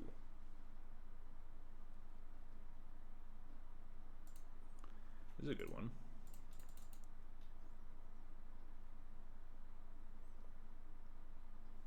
They draw Daze? Wait, no, they can't have drawn Daze. They drew Misty, right? Brainstorm for a Daze? Wait, what? How did this happen? Wait. Am I... Oh, no, they didn't draw the Misty. We don't know that they missed a land drop. Never mind. All right. Sorry, I doubted you, opponent. We just know that they didn't have a basic. Not that they didn't have another land in hand. This is kind of ugly for me, but we could, like, plow into Stoneforge this turn, and Stoneforge for, Phantom Blade as Murktide Insurance. But we do really have to kill this Dragon's Rage Channeler. Can we knock it out of the sky if we draw a white source? I think we can. Or we draw a land. That is, like, maybe better. Yeah, a decent number of the Delver decks do play one basic, but Grixis is the variant that plays the basic the least often. I have seen it, but not a ton. I think I am pretty priced into Plow plus Stoneforge for Phantom Blade here, unfortunately.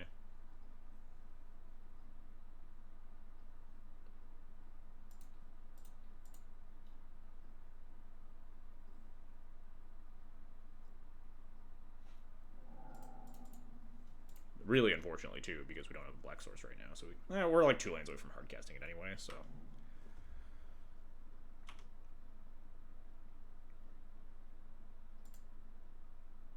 As much as I would really love to get a pre-Wolf Overlord here, I think we do need Murktide Insurance pretty badly.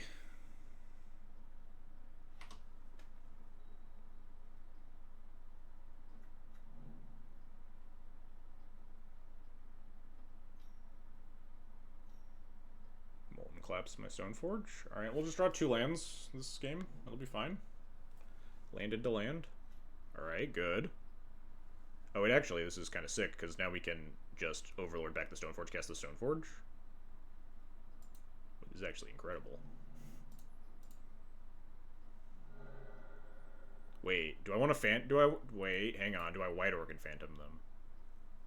We died a lane Murktide. I think getting back the Stoneforge is better here.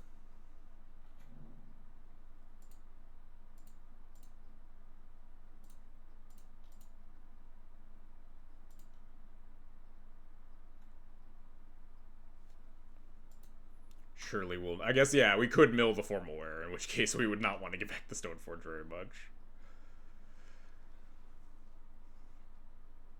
Overlord back the Sinkhole every time. It's fine. The Stoneforge gets back the Formal Wear, and the Formal Wear can be the Sinkhole. It's fine. Don't worry about it.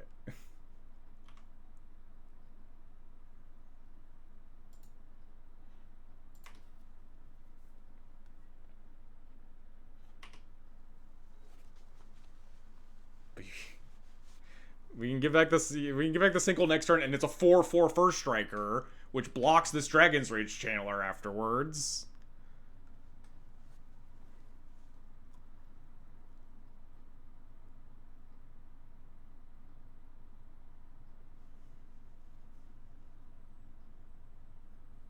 I think I just want to put in this Formal Wear, shoot the Volcanic Island, cast Lion Sash, because I don't really care about it.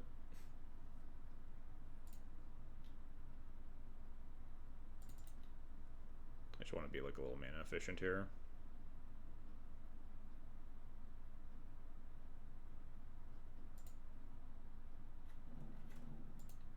I guess we could get back the Skyclave, huh? Nah. They have 1 card in hand.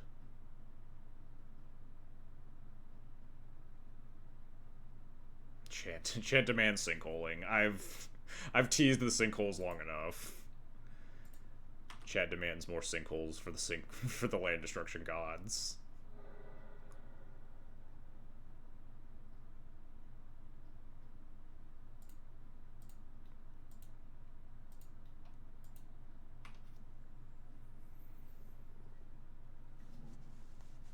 It's also be really funny for content when this Dragon Trade Channeler has to attack into my 4/4 first strike White Orc and Phantom. And that's the important thing, is comedy.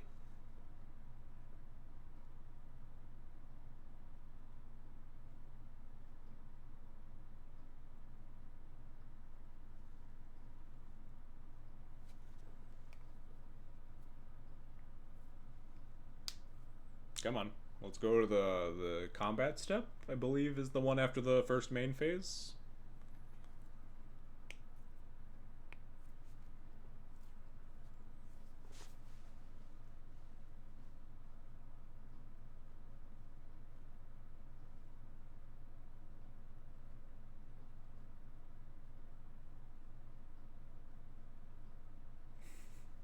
Come on. I know there's a step after this one. I think your creature may have a line of text that's important. For this combat step in particular.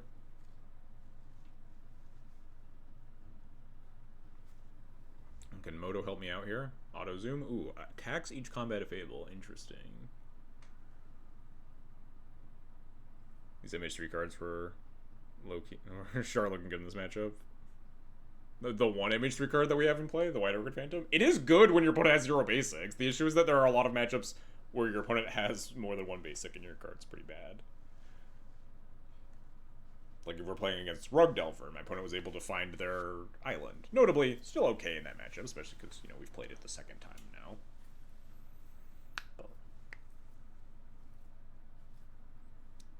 The Philly was also really good. Yeah, when your opponent bolts it after you flicker.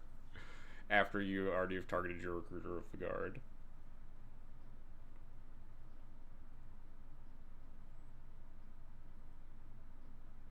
Is my opponent lagging out or really mad that they're like super fucking dead? Who knows? You decide, chat.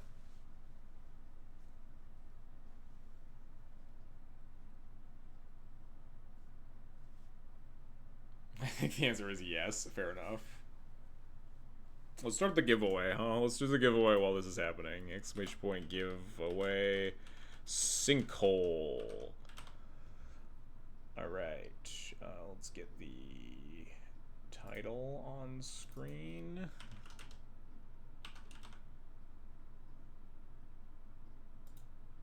Everyone is lagging out right now? Alright. That's pretty fair, honestly. Alright. Type sinkhole in the chat. We're giving away 3 codes for 120 play points this time because it's the last stream of the month, and I still have all these codes to give away. Get your sinkholes in chat. We'll get 3 winners. Triple the odds that you are the winner.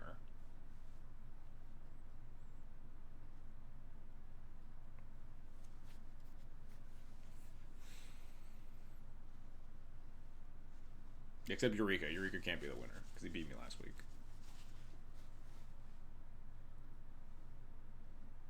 Is like everyone on MTGO all lagging out simultaneously? What happened?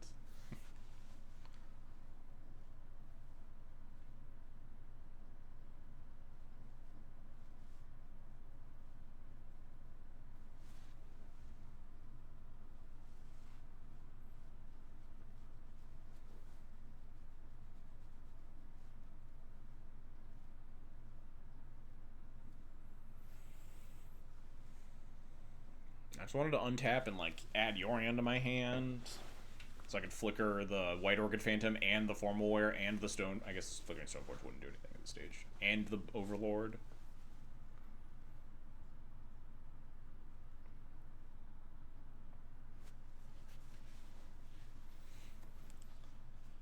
Everybody get your sinkholes out in chat. I guess I probably shouldn't say get your sinkholes out, huh? I mean, I can't see any of you, so I guess it doesn't matter.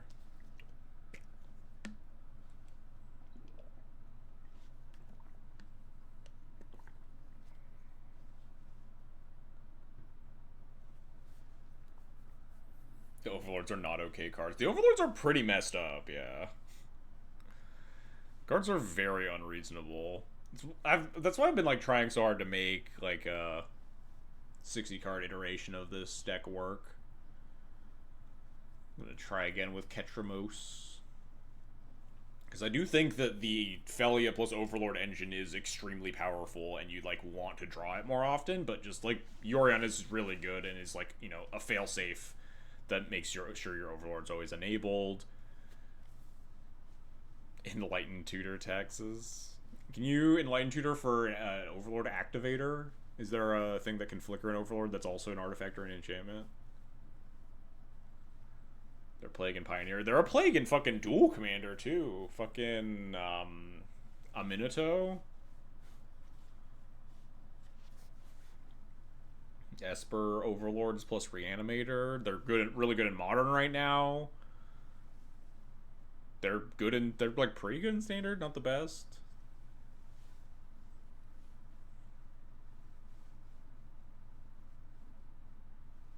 Showing up everywhere but like Vintage.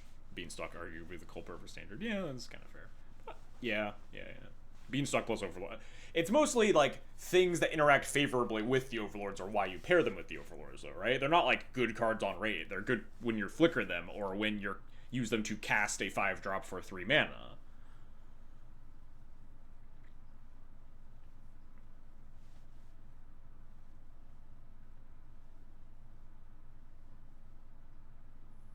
Alright, last call. Type sinkhole in chat. We only got like... We didn't get a lot of people chiming in for sinkhole, and we got 3 winners. So if you type sinkhole right now, fairly likely to win.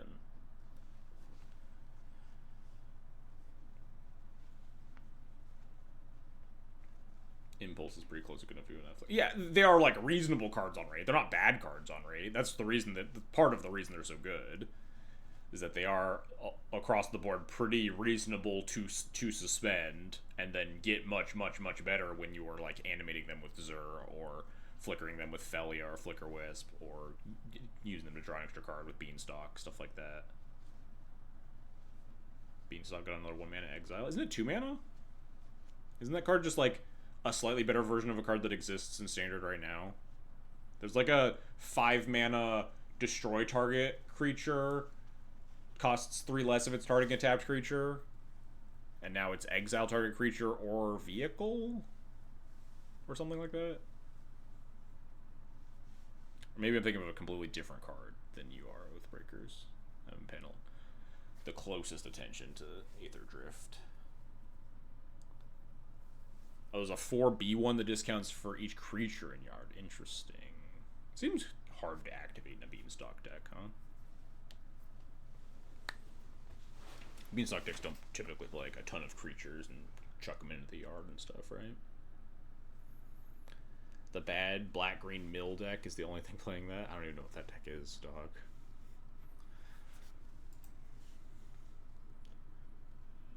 Hey, we did it. We won the match. Oh, they lost due to inaction. Rip opponent. Let's switch back to the deck list and we can, oh.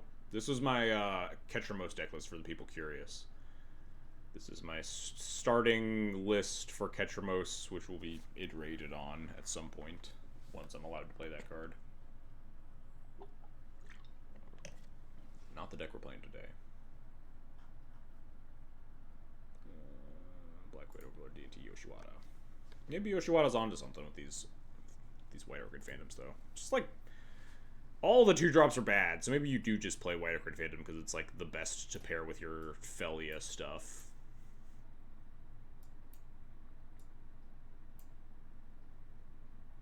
Yorion, please get off my screen, thank you. PT competitor doesn't know the obscure arena deck I play for fun on my phone. Yeah. Exclamation point giveaway. Let's get some names, huh? Giveaway. Luinel rigged. Giveaway. 2 winners. Double exposure. And last, but not least, but maybe least if it's Eureka. M. Riggins. Alright. I should have triple checked that I had 3 codes left in case I overpromised. Let me triple check now, I guess. Yes, I do actually have 3 codes. Alright, cool. Rigged literally in his name. rigged. You removed my name. You can't prove that. I can't argue with that logic. Yeah, very much so. All right, let me send these out.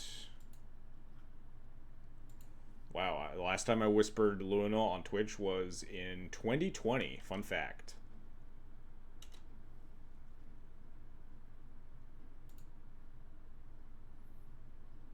All right. Sent. Second code to double exposure.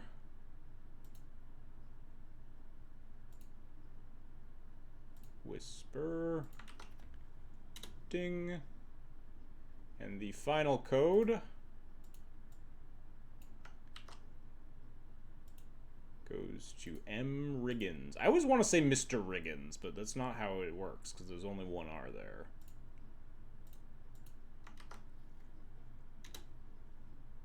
Enjoy your codes.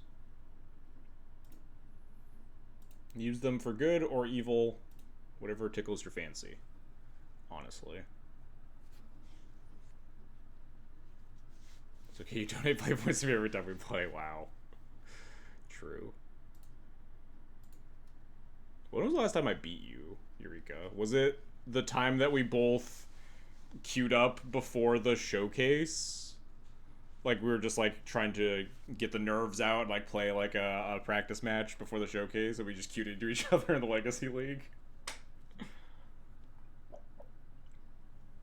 That was a good showcase for me, honestly, so I'll take it. If that's what it takes for me to beat you, deal.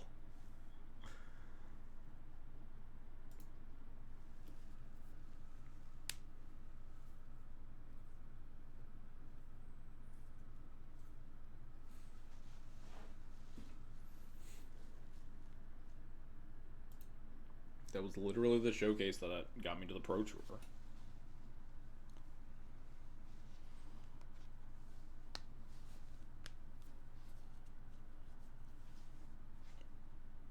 You remember it vividly? I don't remember it at all. Don't remember anything that happened in that match. Even a little bit. How did I win? There's no way I was playing like any anti-storm cards in my deck, was I?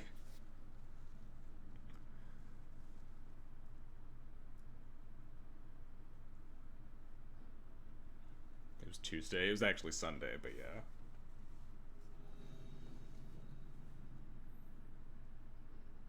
You just whiffed to death? Ah, classic.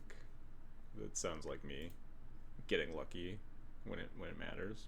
This hand seems horrible. This hand seems pretty decent. Didn't even buy me dinner for helping you win the showcase, to be honest, huh? I'll keep this. Pretty closest to win as I can get. Because, Stefan was already queued for the PT. I always want to bottom the land in these hands, but then you just... When every single time I've bottomed a land in a 6-card hand, you just never draw land for the rest of the game, and you just want to cry about it. But I think it has been a land here. All of these cards are pretty good. We have double basic. We're on the draw. Statistically, I shouldn't think, like, oh, we'll just never hit a land drop, because we realistically will in the first 3 turns of this game. Everything, yeah, we can just cast all the cards in our hand, so it's super fine. Oh, well, it's blue to Delta, so we'll just die. We'll just cast Doomsday on turn 1 and be really upset about it. Okay, that's at least somewhat passable, because we're not dying.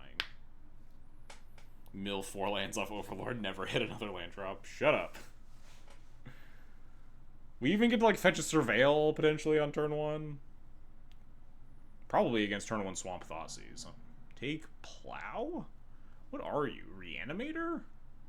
Just like red-black, maybe? Could technically be blue-black still.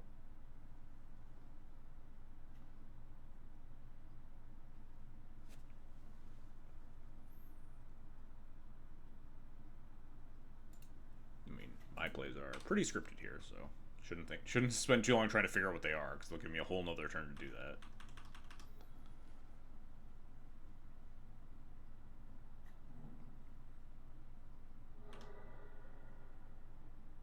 Calling my shot Stalactite Stalker, huh? Brave. Looks like blue-black. Of some shape, form, or effect. Whoa. Just blue-red, or blue-black tempo?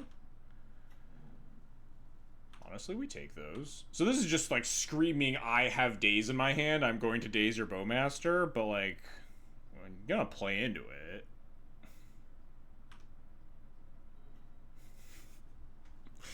What was that about the, like, we'll for sure draw the land, there's no possible way... We have to draw the land, right? Do I just, like, jam Overlord? This is, like, the only window where Bowmaster's good. But just, like, they very clearly have the daze. You don't just cast Delver into known second land Bowmaster here unless you daze this. But then we could, like, Overlord the Bowmaster at least. Guarantee a hit. We need to put something through the daze, and I... Oh, it's Force. Nice. Alright, we take those. They could have Entomb reanimated so they play Delver. Yeah, we take... I love it when my opponent chooses to do this. Interesting. What does that mean? Does that mean they're like tempo with reanimate?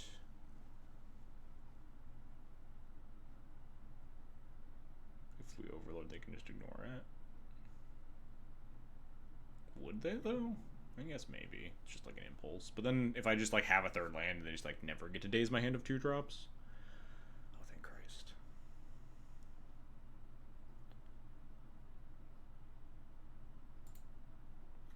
Well, let's go grab an Orcish Bowmaster, I guess.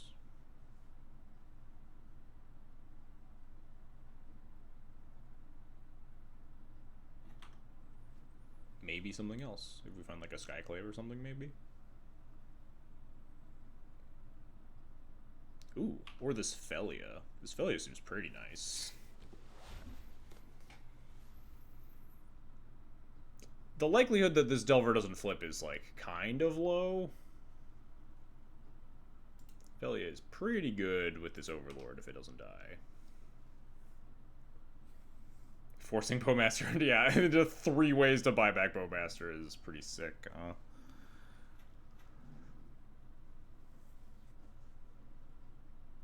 Felia is good at unflipping Delver for the Bowmaster. Now we're cooking.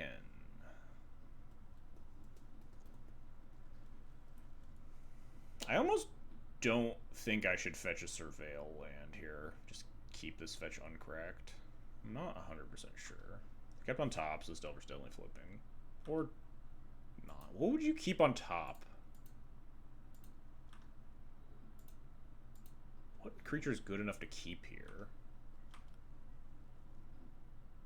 Murktide? What's happening?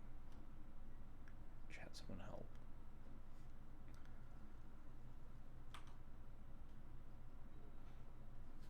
Fuck yeah. I'm tempted. Bowmaster the shit out of this Delver of Secrets, I guess. I'll play into days. I don't give a fuck.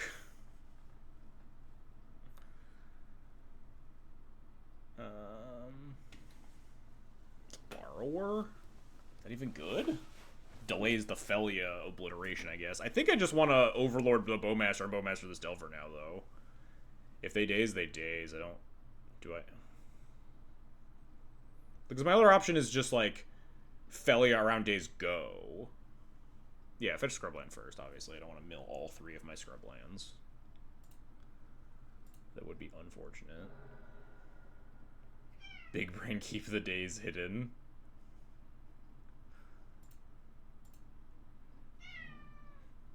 Yeah, I have no idea what they could have here.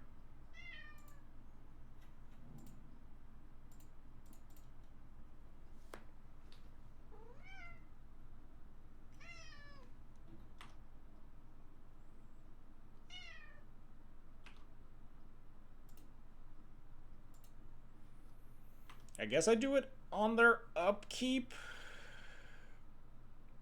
Because, like, letting the Delver trigger doesn't matter as long as I don't let the trigger resolve.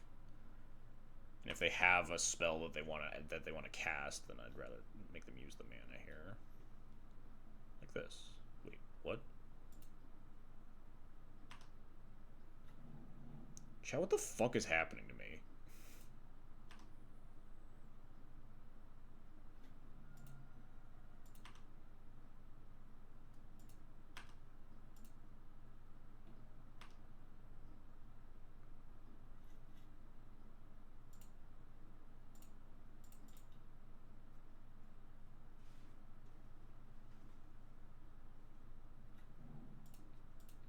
I'm so perplexed. I'm so baffled. They have second Bowmaster here? Just push? What's... Sure, yeah, this is the world's greatest trade. Absolutely accepting this trade in every shape, form, and fashion. We have potential Murktide locked up because we could, like, borrow her back, or we could Overlord back the Recruiter Solitude if we really need to. I guess we're 1 mana away from that. Oh, speak of the double. I mean, this thing's gonna hit me for... I'll block. Snap off this block. Get out of here. I think I'm just gonna Stoneforge for... I think I'm just gonna Stoneforge for... Honestly, could Stoneforge for Formal Wear. But I think I just want to Stoneforge for Phantom Blade, honestly. Stoneforge Cauldra and Felia. Is Cauldra better than Phantom Blade? I think I just want to kill this. I mean, this troll's gonna, like, die, but... Could just cast Overlord, that's kind of nice. I think I just want to Felia. They are at 8, that is... This is all fair. I think all roads lead to Rome, I'm gonna be honest with you. I don't see a lot of ways that I lose this game.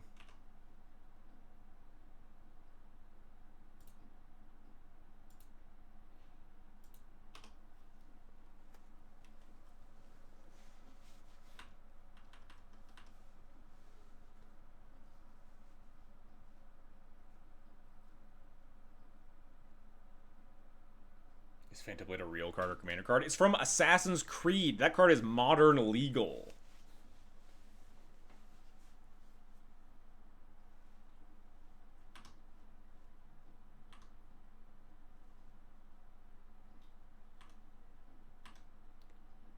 You got me.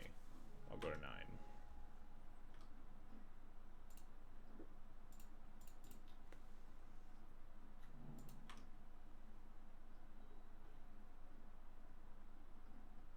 They've banned cards.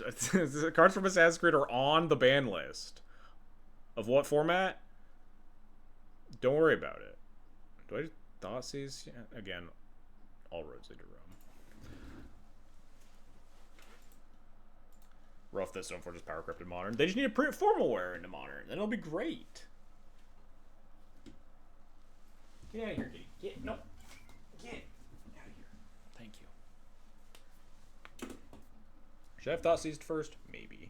I guess it actually doesn't matter. They like stifle. Then I just attack and I can flicker the Phantom Blade too.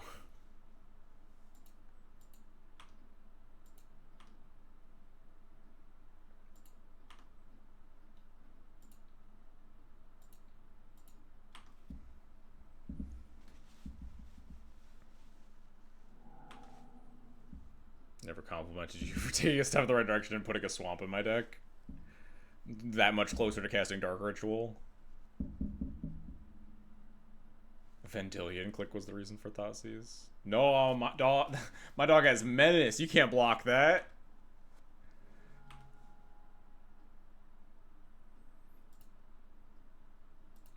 Now we have many avenues to victory here. I guess we don't add, we can just... We don't add Yorion to hand, we can just, like, get Bowmaster.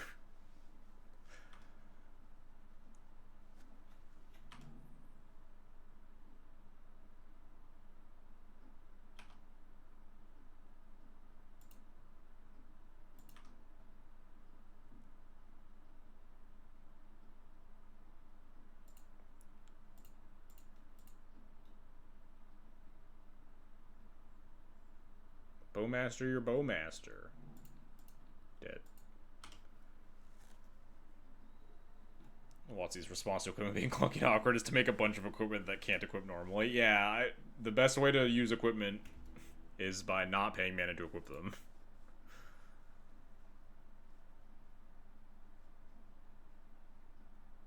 Lion Sash, Formal Wear, Phantom Blade Culture. We don't pay the equip cost on anything. There's literally nothing in this deck that we pay the equip cost for with any regularity. That is really funny. Alright, so we saw Reanimate Troll. You reconfigure Sash. See, you don't equip it. That's very different. So, blue-black with Troll Reanimate. My guess is that they don't have, like, Entomb shit. Seeing the Delvers, I think they're just, like, tempo with Reanimate. Makes me, like, not really want Graveyard Hate very much.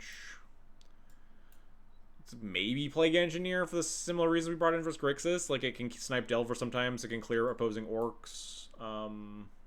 Wrath of the Skies feels okay, because we saw literal Delver. You don't see Delver out of blue-black that often.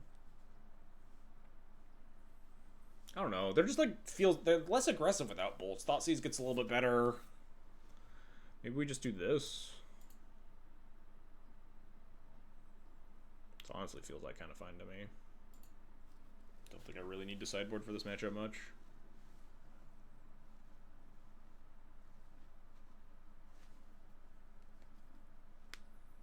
Anyway, yeah, they should pre-war Formal War in Modern. I think it would be cool and fine. How much do I respect my opponent?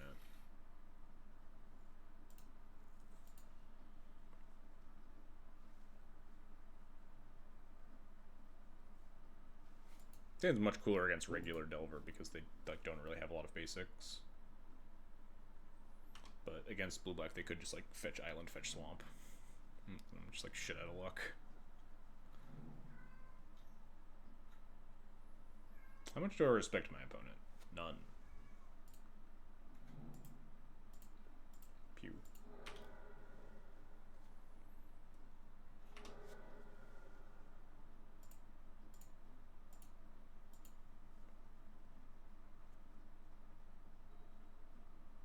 Delver never flips. It's just that easy. Oh, well, I guess I'm casting Thoughtseize, huh?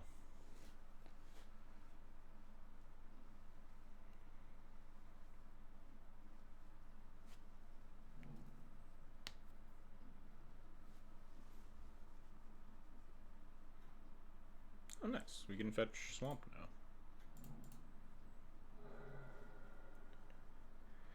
Actually, did I want to fetch Swamp? Because I kind of wanted to play Backstreet on 2, huh? Oh, well. I'm sure we'll find a opening to play Shadowy Backstreet. It's also kind of awkward if I want to, like, Wasteland them again, too. Wow, my opponent clearly doesn't respect me.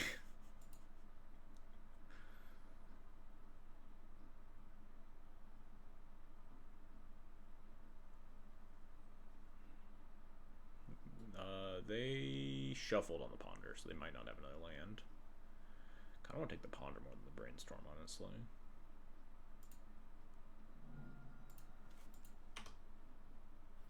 Because they've... Yeah, they can already shuffle away the bad card. The Harbinger. Reveals Force of Will. Cool. Kind of getting a little scary. They might force my plow and then we die to the Delver. Brainstorm lock. Brainstorm lock. Brainstorm lock.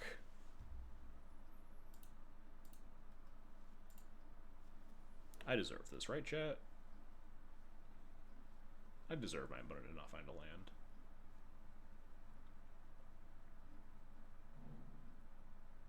Damn. Yeah, this is where I fucked up. Would be real nice to be able to wasteland my opponent. And cast Swords to Plowshares on this Delver of Secrets this turn. Do I just go to 10? 10 feels so low. Keeps him off of this Harbinger of the Seas. I'm only going to have basic swamp, basic plains. Can't cast Skyclave or Wisp. Or Yorion. No, I can't actually cast Yorion. Because it gives me blue mana. Yeah, I fumbled with my fetch land choice. I was too zeroed in on wanting basics when this hand is like pretty unfriendly to grabbing basics anyway. I think the odds are my plow isn't resolving, so I think I would rather try to prevent them from casting more spells besides the force, and we just go like plow, get it forced, and hopefully find another answer to the Delver after that.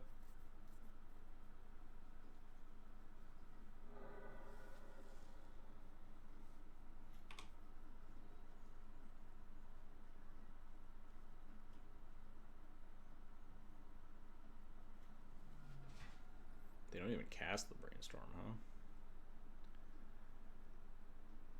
Alright, we will Overlord here, I think. Maybe they force this, who knows? Feels like it would be kind of insane for them to force this, but I don't know my opponent's life.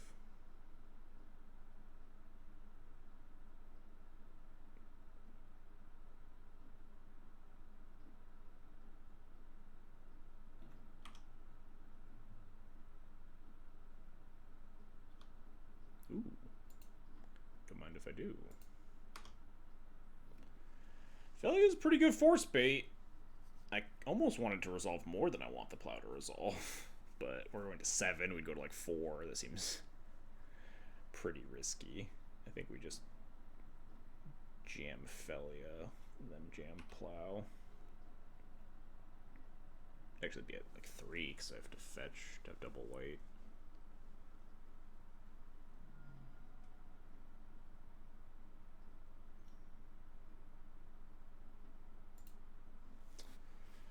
Could be running into Daze is kind of a scary thing.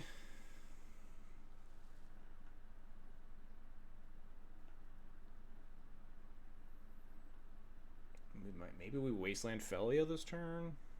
Maybe we Wasteland Swords this turn. No. Oh, maybe we get Wastelanded, huh?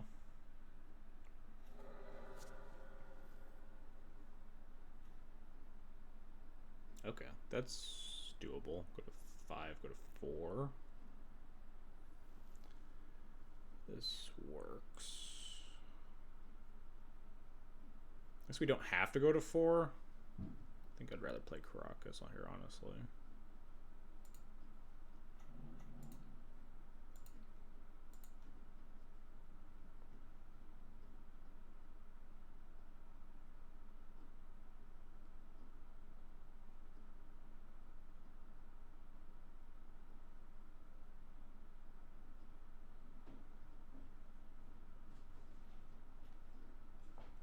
Oof. Double force. That's really bad for me, huh? Are we like dead, actually? Gonna die to this Delver? I mean, we just have to take a force, cast plow, hope to God our top card can beat the Delver. Seems like they're our literal only plan.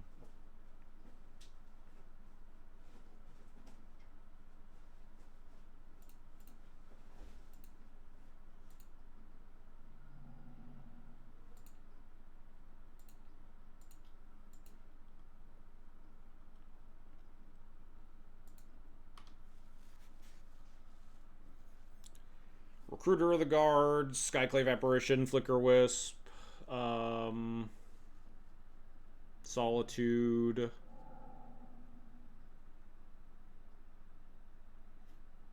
I think that's about it. Not a ton of good draw steps, huh? All this because I fumbled my like turn 1 land drop. Yeah, no, that's not gonna do it. Jeez, it really goes to show those. No, 1 card down, huh?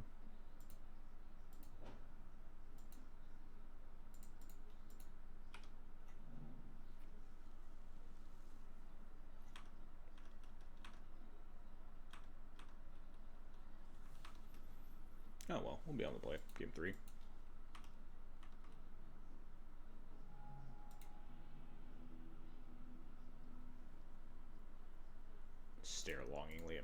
of the Skies, but I boarded in. Well, the Thoughtseizes were still good, pretty good that game. Taking 2 kind of sucked, but like being able to snipe forcibles and stuff is kind of important.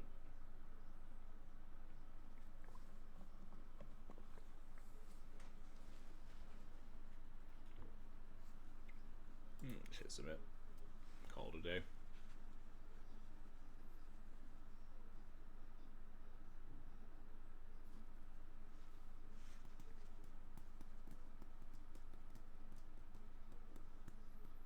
Wait, why are these White Orchid Phantoms? I guess White Orchid Phantoms in my deck because it's good versus Delver of Secrets, but that's like it, right? They have double basic. Maybe I should be cutting 2 White Orchids for Wrath of the Skies. I guess White Orchid would have been a decent draw there, though.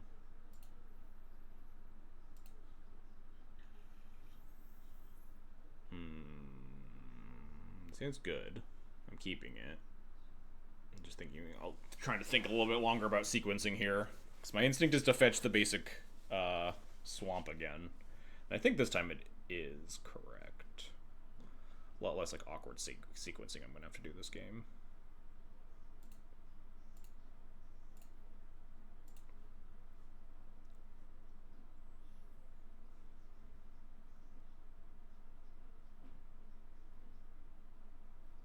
Hopefully their hand is just like Delver, something I take with the Thoughtseize, and then I get to like Bowmaster a Delver, and then Flickerwisp Bowmaster the Delver. Just live the dream.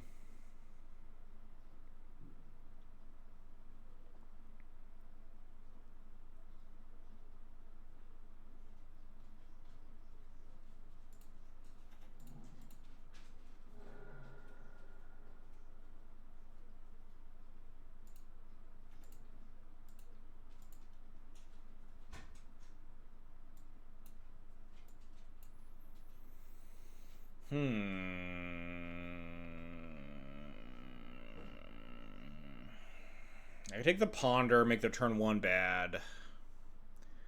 But then their turn 2, they're just going to like hold up Bowmaster. Bowmaster's pretty good against my stuff. Fatal Push is also decent against my stuff.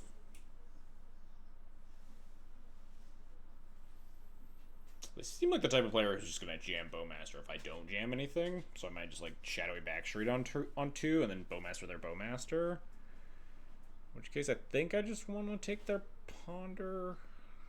Maybe just take their Brainstorm and let them cast Ponder. Because Brainstorm's just the better card long term.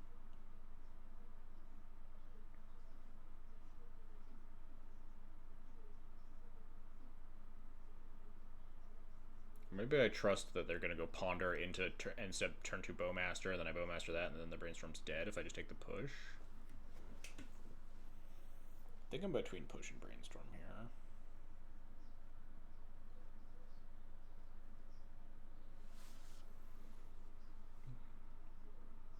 I think we just take the Brainstorm. Pretty reasonable card to take on turn 1. Best card in the format. Don't really want my opponent casting it. Ponder's fine. We'll just go Shadowy Backstreet. If they hold up Bowmaster, we know about it. It's pretty easy to play around.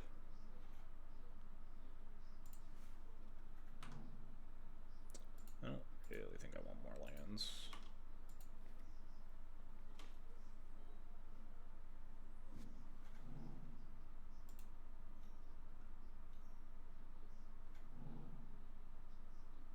Just gonna run that one out here, huh? I mean, okay. I guess now we Thoughtseize Bowmaster their Bowmaster.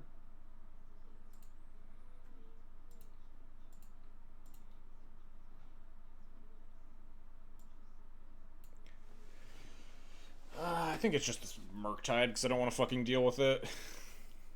They can like push my Bowmaster then cast Ponder or whatever, but I don't really care that much. We could just like they might EE on 2 if I take the push, and then I can't like play Sash afterwards. I think I just do this.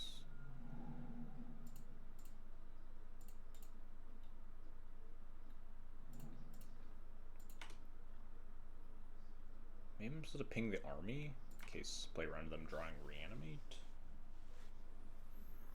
It's like a 1-turn window for them to find that card. Wait, deal. Resolves.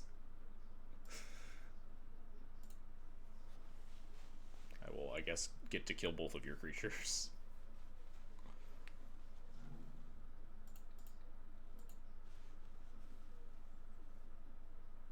Why did they just, like, sorcery speed out that Bowmaster? Just say go. What was that about? Push the Bowmaster? Cycle Troll.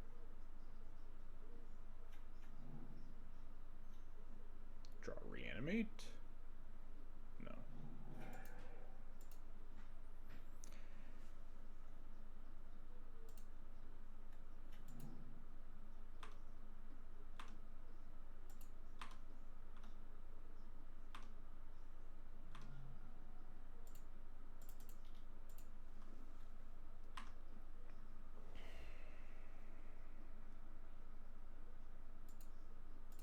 Think about if they draw another Murktide. I can't really play around that by eating, so there's no. I don't think there's a big reason to. Could like eat one right now. They're likely to just cast 2 mana.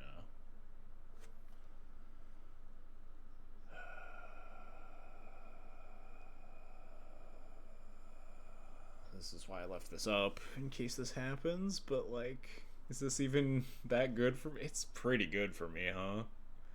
But then it puts both my 2s into play versus a engineered explosive, but then we just have a 5/5 orc army?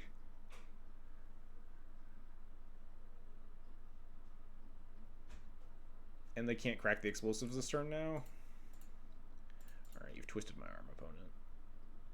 We have an answer to Murktide.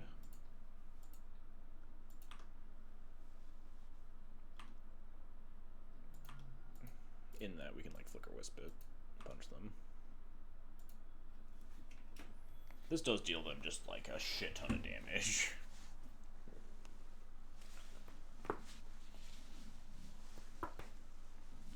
Ugh.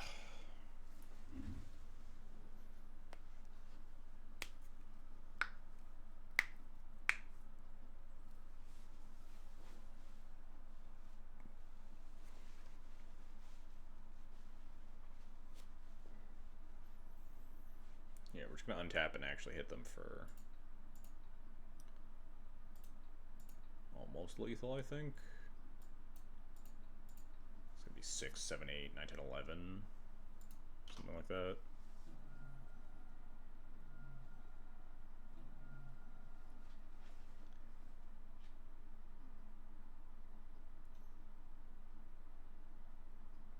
Cycle Troll, deal. You know, reanimate the troll. Play EE for 2. I guess we're gonna Flicker Wisp EE for 2, honestly. EE for 0. You just want to kill the 6/6. Alright. I guess I don't want to Flicker Wisp the EE. Let's just eat some stuff. I think I want to bolt this in, so I can eat more things.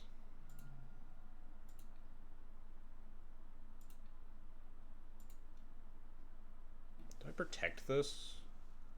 Equip the sash to the Bowmaster?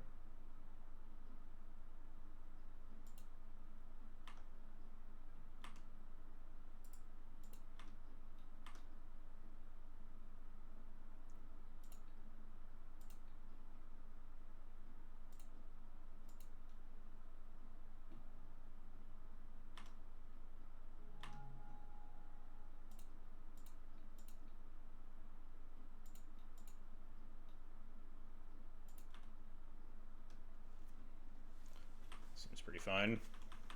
They have 2 cards in hand. They just use their EE, which is the only thing that's really good against my board right now.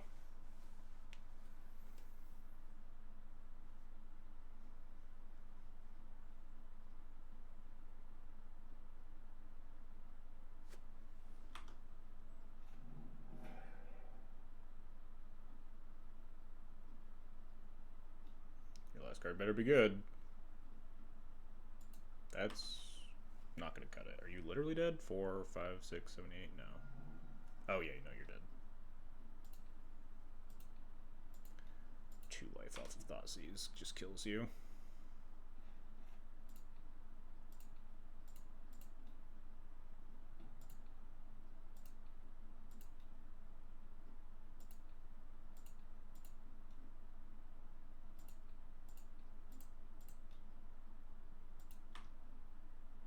And that's why we reconfigure Lion Sash, to protect it from getting fatal pushed.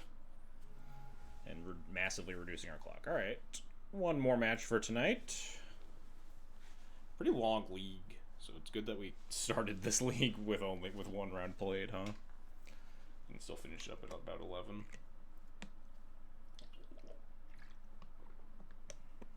One more. We are not playing for the trophy, by the way. This is 1-1. You can't tell. This was what we played last week, where we dropped after round 2 because we were double queuing, or dropped after game 2.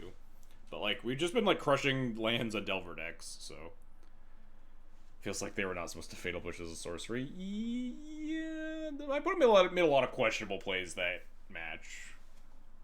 A lot of like sorcery speed Bowmasters and leaving Bowmaster on top when you're trying to flip a Delver, and casting Ponder into the Bowmaster when you have fatal push in hand and you have a 1/1 in play. And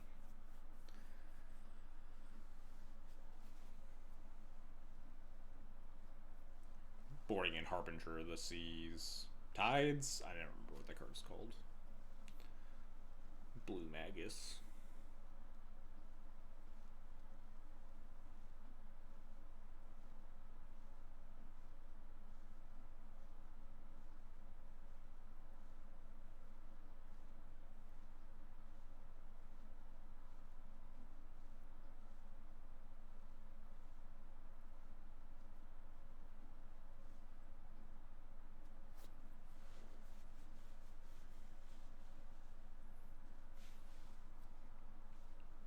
But I guess, yeah, murdering tempo decks and then beating lands, especially with how this deck's currently constructed, makes a lot of sense.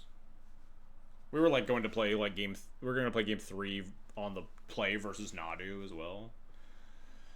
This deck is good. Maybe I'll just end up playing this for the showcase this weekend. The Overlord stuff does feel good. Thoughtseize feels good. I think Thoughtseize patches up your like really bad matchups a lot better than Reb does. The red cards patch up your, like, closer matchups, like Eldrazi and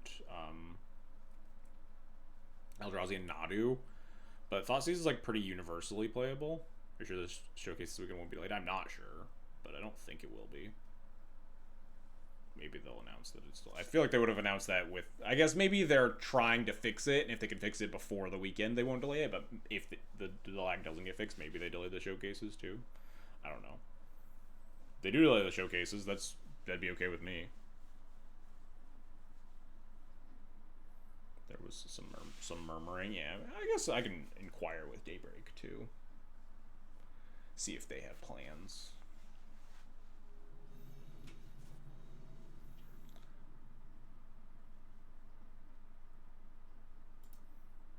I'd like to reveal my commander.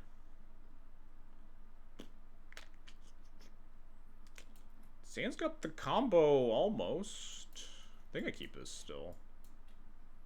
We're a white source away from flickering an Overlord. It's a 6-card hand, but it's like a pretty good 6-card hand, all things considered.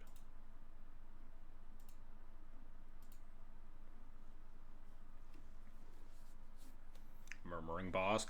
Is that the OG Triland?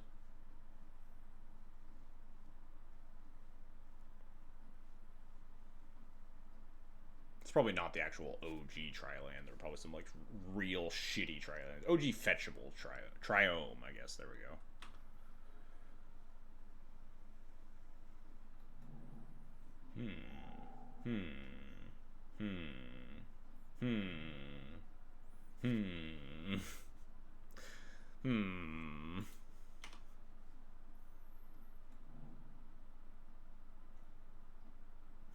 We'll draw basic swamp. Trust. Wait, we can flicker out the Blood Moon and then fetch the basic swamp. Oh shit, we're cooking.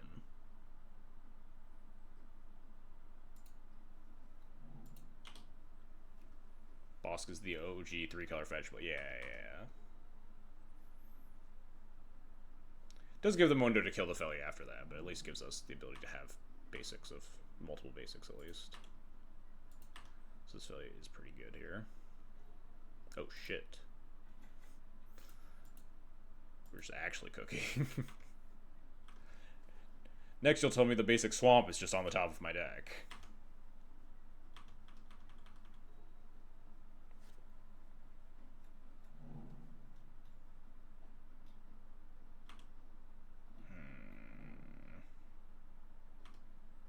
I want to kill this Goblin Shaman. They have one card in hand. I guess we'll get a draw step, huh?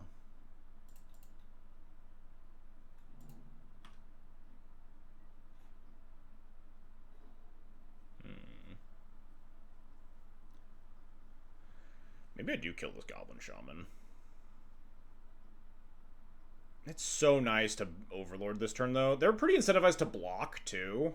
So if they just trade here, we flicker out the Blood Moon, fetch basic, swamp, cast Overlord.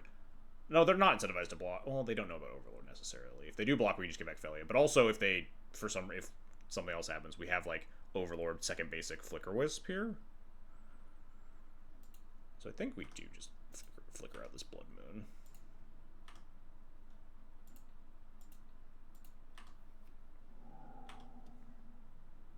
Block, block, block, block, block, block, block, block, block, block, block, block, block, block, block, block, block. Come on, what's what's gonna happen, opponent? Yeah.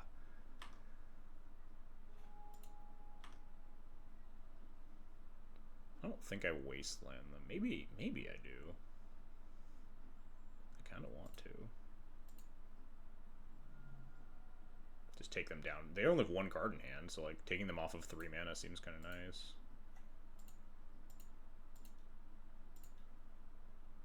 I would like to impending this Overlord. I'll take this Felia, thank you. Yeah, I don't think this Aether super important.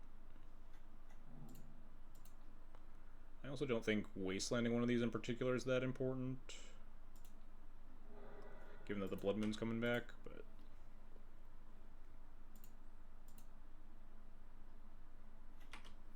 Next turn we just Flicker Wispy Overlord, crush them into the dirt. I hate the lag mostly because I can't tell if my opponent is lagging or just playing slowly, so I can't yell at them. Well, I would recommend not yelling at your opponent just for playing slowly. But it is also unfortunate that the lag means you don't know if your opponent, like, got mad and just walked away from the keyboard or whatever. That doesn't feel like it happens super often to me, at least. Yeah, with only 2 mana, they do have to be in this awkward spot of of managing their Fable loots a little bit more. I guess maybe both their cards are just bad, though. Deal. They just get opponent, come back. I didn't even get to do my cool thing yet. I was about to start when I got Turmoil Blood Moon with that hand. There was like some grumbling brewing in my head of like I don't actually know which variant of D&T is the best versus Moonstompy, which I do think is a pretty big like selling point in this format right now, is figuring out which D&T list has the best Moonstompy matchup. But like there is a little bit to be said about how Red-White is a little bit better versus Blood Moon, because if you have just a basic plane, you can operate pretty well versus Black-White really wanting the basic plains and the basic swamp. Makes you a little bit more susceptible to like those Turmoil Blood and stuff. But then our hand, we just like drew the perfects.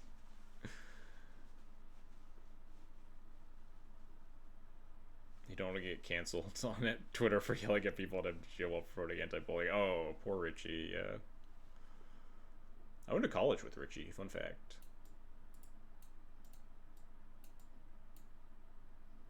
I, for the most part, agree that there's not a lot of reasons that you should ever yell at your opponent in MTGO chat. There's just, like... It's very unlikely that whatever reason you have in your head is good enough. Where I go to school, University of Illinois, Urbana-Champaign. I think I'll board like this. What food secret do you think he's hiding? Do all of my college buddies just have like weird food quirks? Is that just your headcanon now? Sideboard choices. We could also like potentially board out Sash instead of like a Bowmaster. What's George's? Good question. We'll have to ask him. Phantom has some like niche use where if you have an active Vial, you can use it to get your mana through Blood Moon. And get L basic through a Blood Moon. It's not, I can't imagine it comes up a ton. But like Bowmasters also has pretty niche use. I guess it's good versus like the One Ring though. Maybe we're supposed to be leaving more Bowmasters because like punishing the One Ring at least a little bit is kind of important. Board out Sash because the other 3 equipment are way, way, way better. Plague Engineer. The days of Plague Engineer being good versus Moonstompy have long since passed, unfortunately.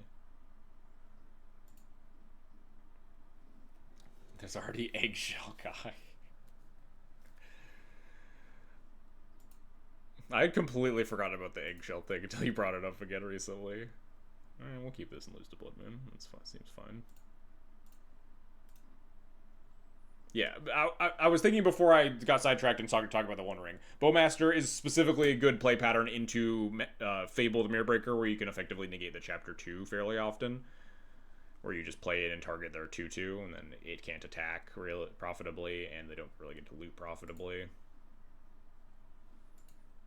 How could you forget about... I didn't forget about Eggshell Guy, I just forgot about the Eggshell story.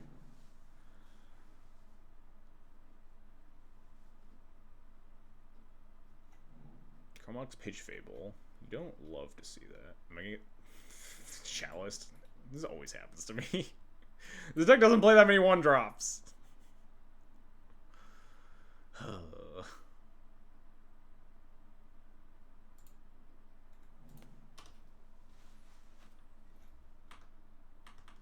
We also, like, kind of have to fetch basic swamp a little bit here, huh?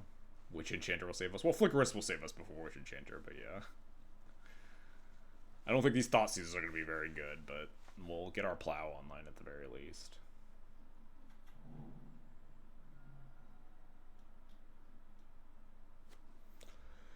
Well, we might just fucking die, huh? I think we just fetch the Plains now. And just try to hit some land drops. Witch Enchanter the Blood Moon? I don't think this Bowmaster's gonna get us across the finish line here. I think I'd rather, like, draw towards Felia or more lands for Witch Enchanter.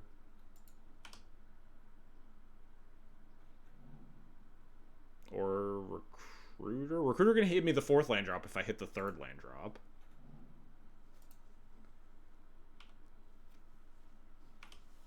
I can recruit for the Boggart Trawler. He's gonna curve out on me? Okay, that's at least tolerable. I was just gonna, like, die to the One Ring or whatever. Alright, that's a land. God, we're gonna be so fucking far behind. I think I do just have to recruit the Boggart Trawler, though.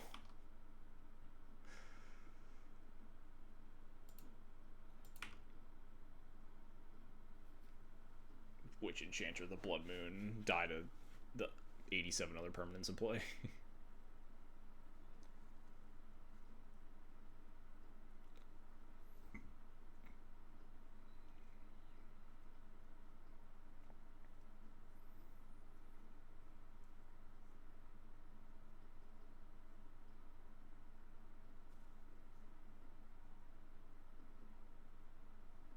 Motolag?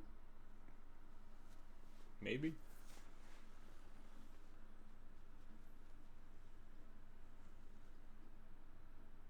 Flickering Enchanter's gonna do some work. Yeah, if it lives, my opponent's gonna see a lot of cards between now and then. I feel like my board's just gonna get Furied or like Broadside Bombardiers by then. Maybe we draw like Solitude or something, try to keep us a little bit afloat. Discard's dead gone. Reasonable. Plays Fable number 3. Pretty bad.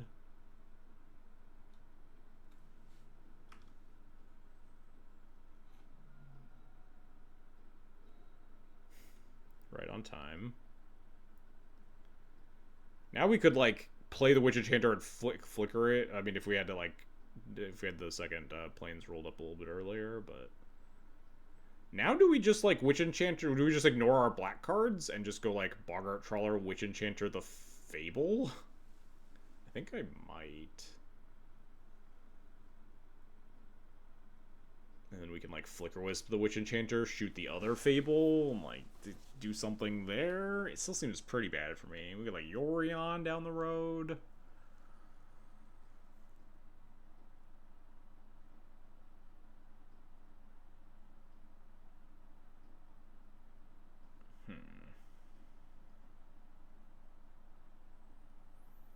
Flicker it, kill Chalice, Swords next turn. Well, we can't flicker it and cast Swords next turn, unfortunately, because we only have 2 white mana. We could if we blow up the moon, because we would need white to do that.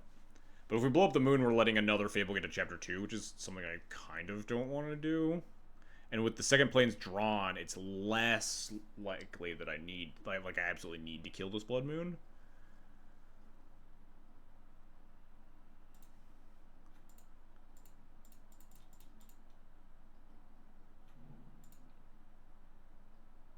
Use your red mana to cast Meltdown. True.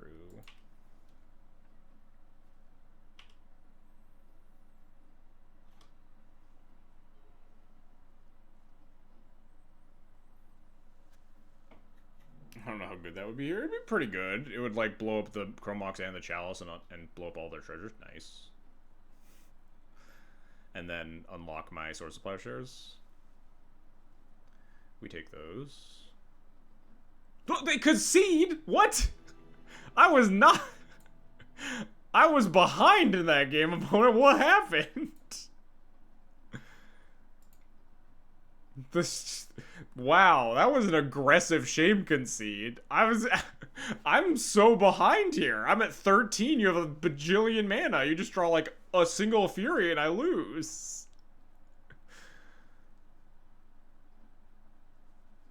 Way ahead on shame. Well, Moda doesn't want to let me know what my next card drawn was gonna be. The Rage quit their whole computer. They even discarded a Dead God last turn. They knew it wasn't good into the Chalice. They just drew the Dead God for turn and were like, ooh, I can kill this in attack. Did that baffling. I think there's a chance we come back here. We have to spend the following turn, like, casting Flicker Wisp again, flickering the Witch Enchanter, blowing up the Reflection probably, and then the following turn after that, we, like, add Yorion to hand. We just keep getting hit by these Goblin Shamans. If my opponent ever top decks, like, the One Ring or Fury, we're just, like, not very alive at all. I think there's a good chance my opponent wins that game. I don't know, but we take it. We take those. Maybe too small, huh? Good old 4-1. Played against, like, a lot of, like, reasonable decks in the meta, too. Bant Nadu last week. Lands, not so meta, but it did win, like, the challenge this past weekend, I think. Looked like they were on, like, the same list with the Rumbles and multiple Forests and One Spawn Time and stuff. And then we played against Grixis Delver, which isn't exactly meta, but how different can it be from, you know, Rug or Blue-Red, whatever. We played against Blue-Red Tempo, and then we played against Moonstompy. This deck feels good into a lot of that stuff. I do think one of the biggest questions for me, as someone who just hasn't been playing a lot of Legacy a lot lately, is what D&T list is the best versus Moonstompy. And quite honestly, like, weirdly, I don't think the answer is Mono White, even if Mono White were, like, in the conversation realistically. I don't even know if Mono White's the best versus Moonstompy, because you have, like, so many bad 2-drops in that matchup. Like, if your deck is just, like, 4 White Orchid Phantom, 4 Thalia, 4 fucking, like, Spirit Labyrinth or whatever. And just, and, like, you don't even have that many more basics than the average list, because they're all 4, there are 4 Flagstones decks now to pair with your own White Orchid Phantoms. It's better against like turn 1 Blood Moon on the play, obviously, but like as soon as you get a turn to play any fetch land or something, these other decks are going to have more access to basic lands anyway. So I think between Black-White and Red-White, I'm not sure which deck looks better against Moonstompy. Because I do think that one of the things that is and has been like one of the most exploitable points of Moonstompy for the past like couple of years in deck building is the fact that almost all their removal is sorcery speed, or at least can't be activated on your turn. So the play pattern of Felia into Overlord is really, really hard for them to beat.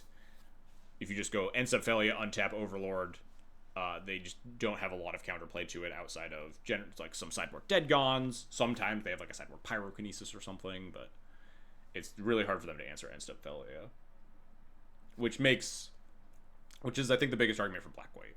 But Red-White also has the ability to like punish their aggressive life total loss through Ancient Tombs, the Bolt MDFCs, One Ring and stuff. You can just like turn around and kill them on a dime if they go too low with, Bombardier's Ajani. You're a little bit less susceptible to Blood Moon because you can utilize the mountains better. You can cast your like Bombardiers and stuff through them. I think that's the end of my thought. But that is all to say. I do think that question is kind of important for attacking this current meta, because Moonstompy is one of the best decks right now. It's very highly played, and I think I'd want to be on the D&T deck that is the best Moonstompy matchup, amongst other things.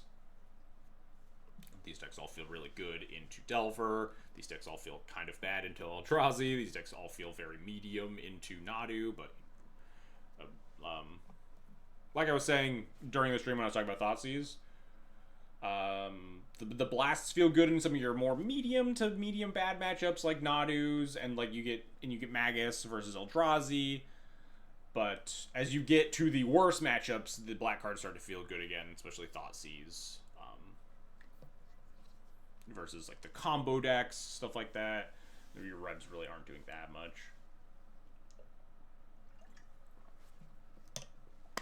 I don't know. I'll definitely mull it over a little bit if there is a showcase this weekend. But this deck does feel very good. I like the Overlords a lot. I should have bought them before the deck spiked them all to hell in Modern. I don't own foil Overlords, unfortunately. So I'm probably going to have to pay like a shit zillion dollars for those. But I'm not playing in a paper event for a while, so we'll just ignore that problem. Let's go find someone to raid, huh?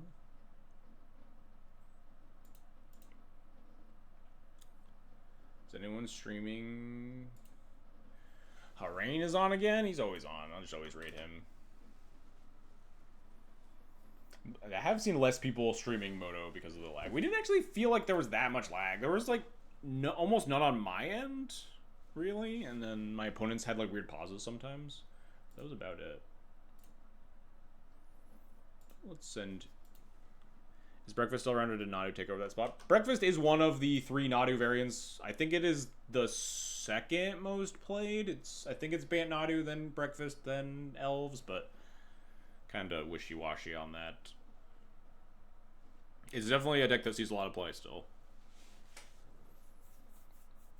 It just absorbed Nadu and is now one of the 3 main Nadu decks of the format.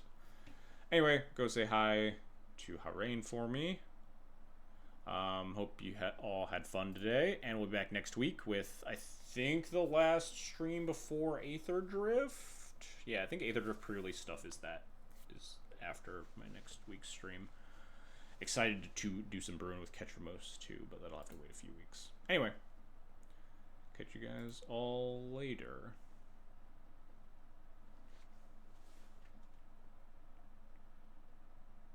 In 5 more seconds after I was free to click the raid button.